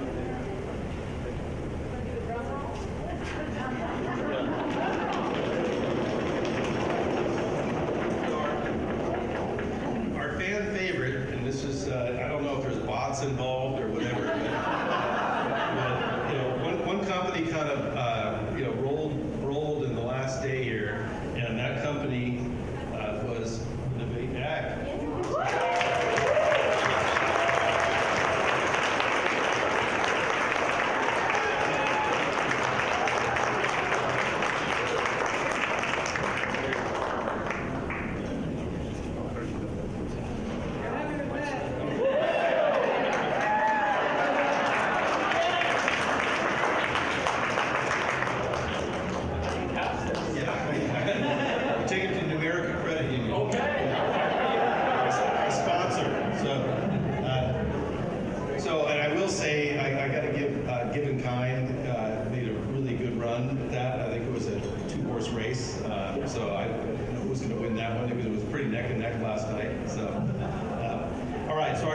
Our next award is a relocation incentive to relocate to Chelan and Douglas counties. This is not coming from investment fund, it's coming from a different pool of funds, but it's a $50,000 essentially reimbursement of relocation expenses.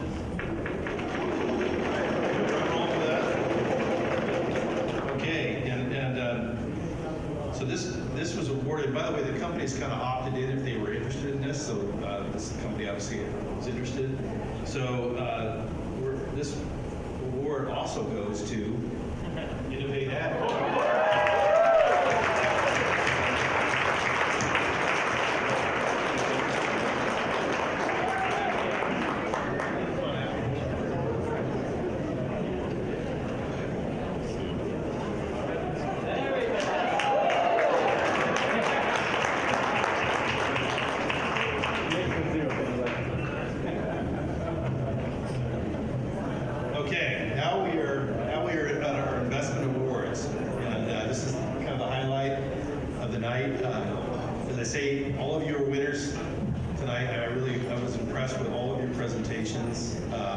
Why don't we just give everyone a hand, actually? These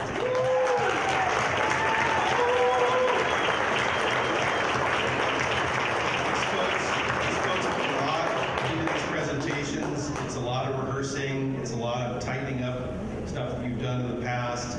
Abby and I were on the phone last week with a number of the founders, trying to give them feedback and just say, hey, you got to bring it, you got to bring energy. And they did today. Everyone did great. I had many comments like, wow, that was the best I've ever seen them present. I mean, there was just a lot of energy today, so it was awesome. So hopefully you all got some value. Now you're going to be all pros. You can go on Shark Tank now, right?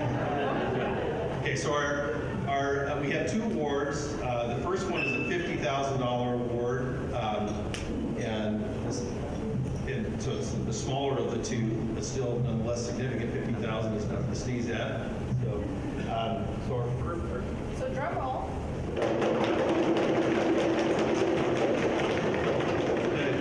So our $50,000 investment award goes to Zilloward.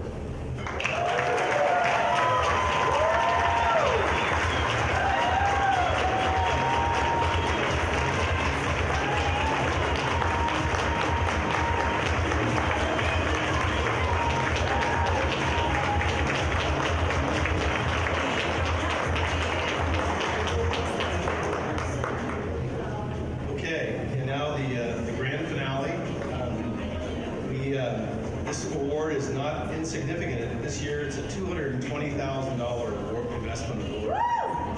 Largest in Flywheel's history. We're very excited about this company. I think they've got a very bright future, and I know that there's a lot of other investors excited about them as well. So, the winner of our $220,000 investment award is BrainSpace.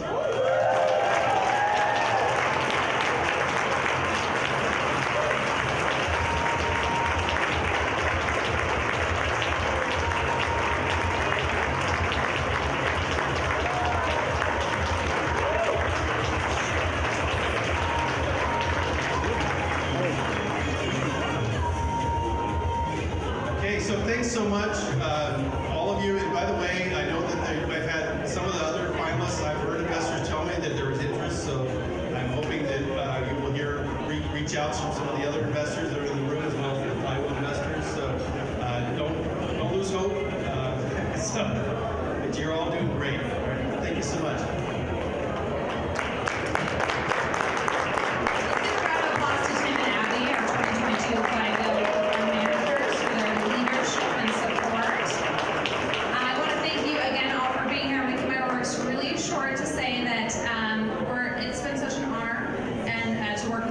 And these investors and our sponsors this year. We're back in person. We're bigger than ever. We just crossed $1 million, ladies and gentlemen. And we invite you to make some special memories tonight by making a new connection and also taking a photo with our lovely backdrop so we can share all of those. Our photographer is setting up a light, so grab a friend, take a photo, we'll share all of these out with you so that you can share your special memories from the Flywheel Conference, and we're going to start with those investment award winners. So thank you again.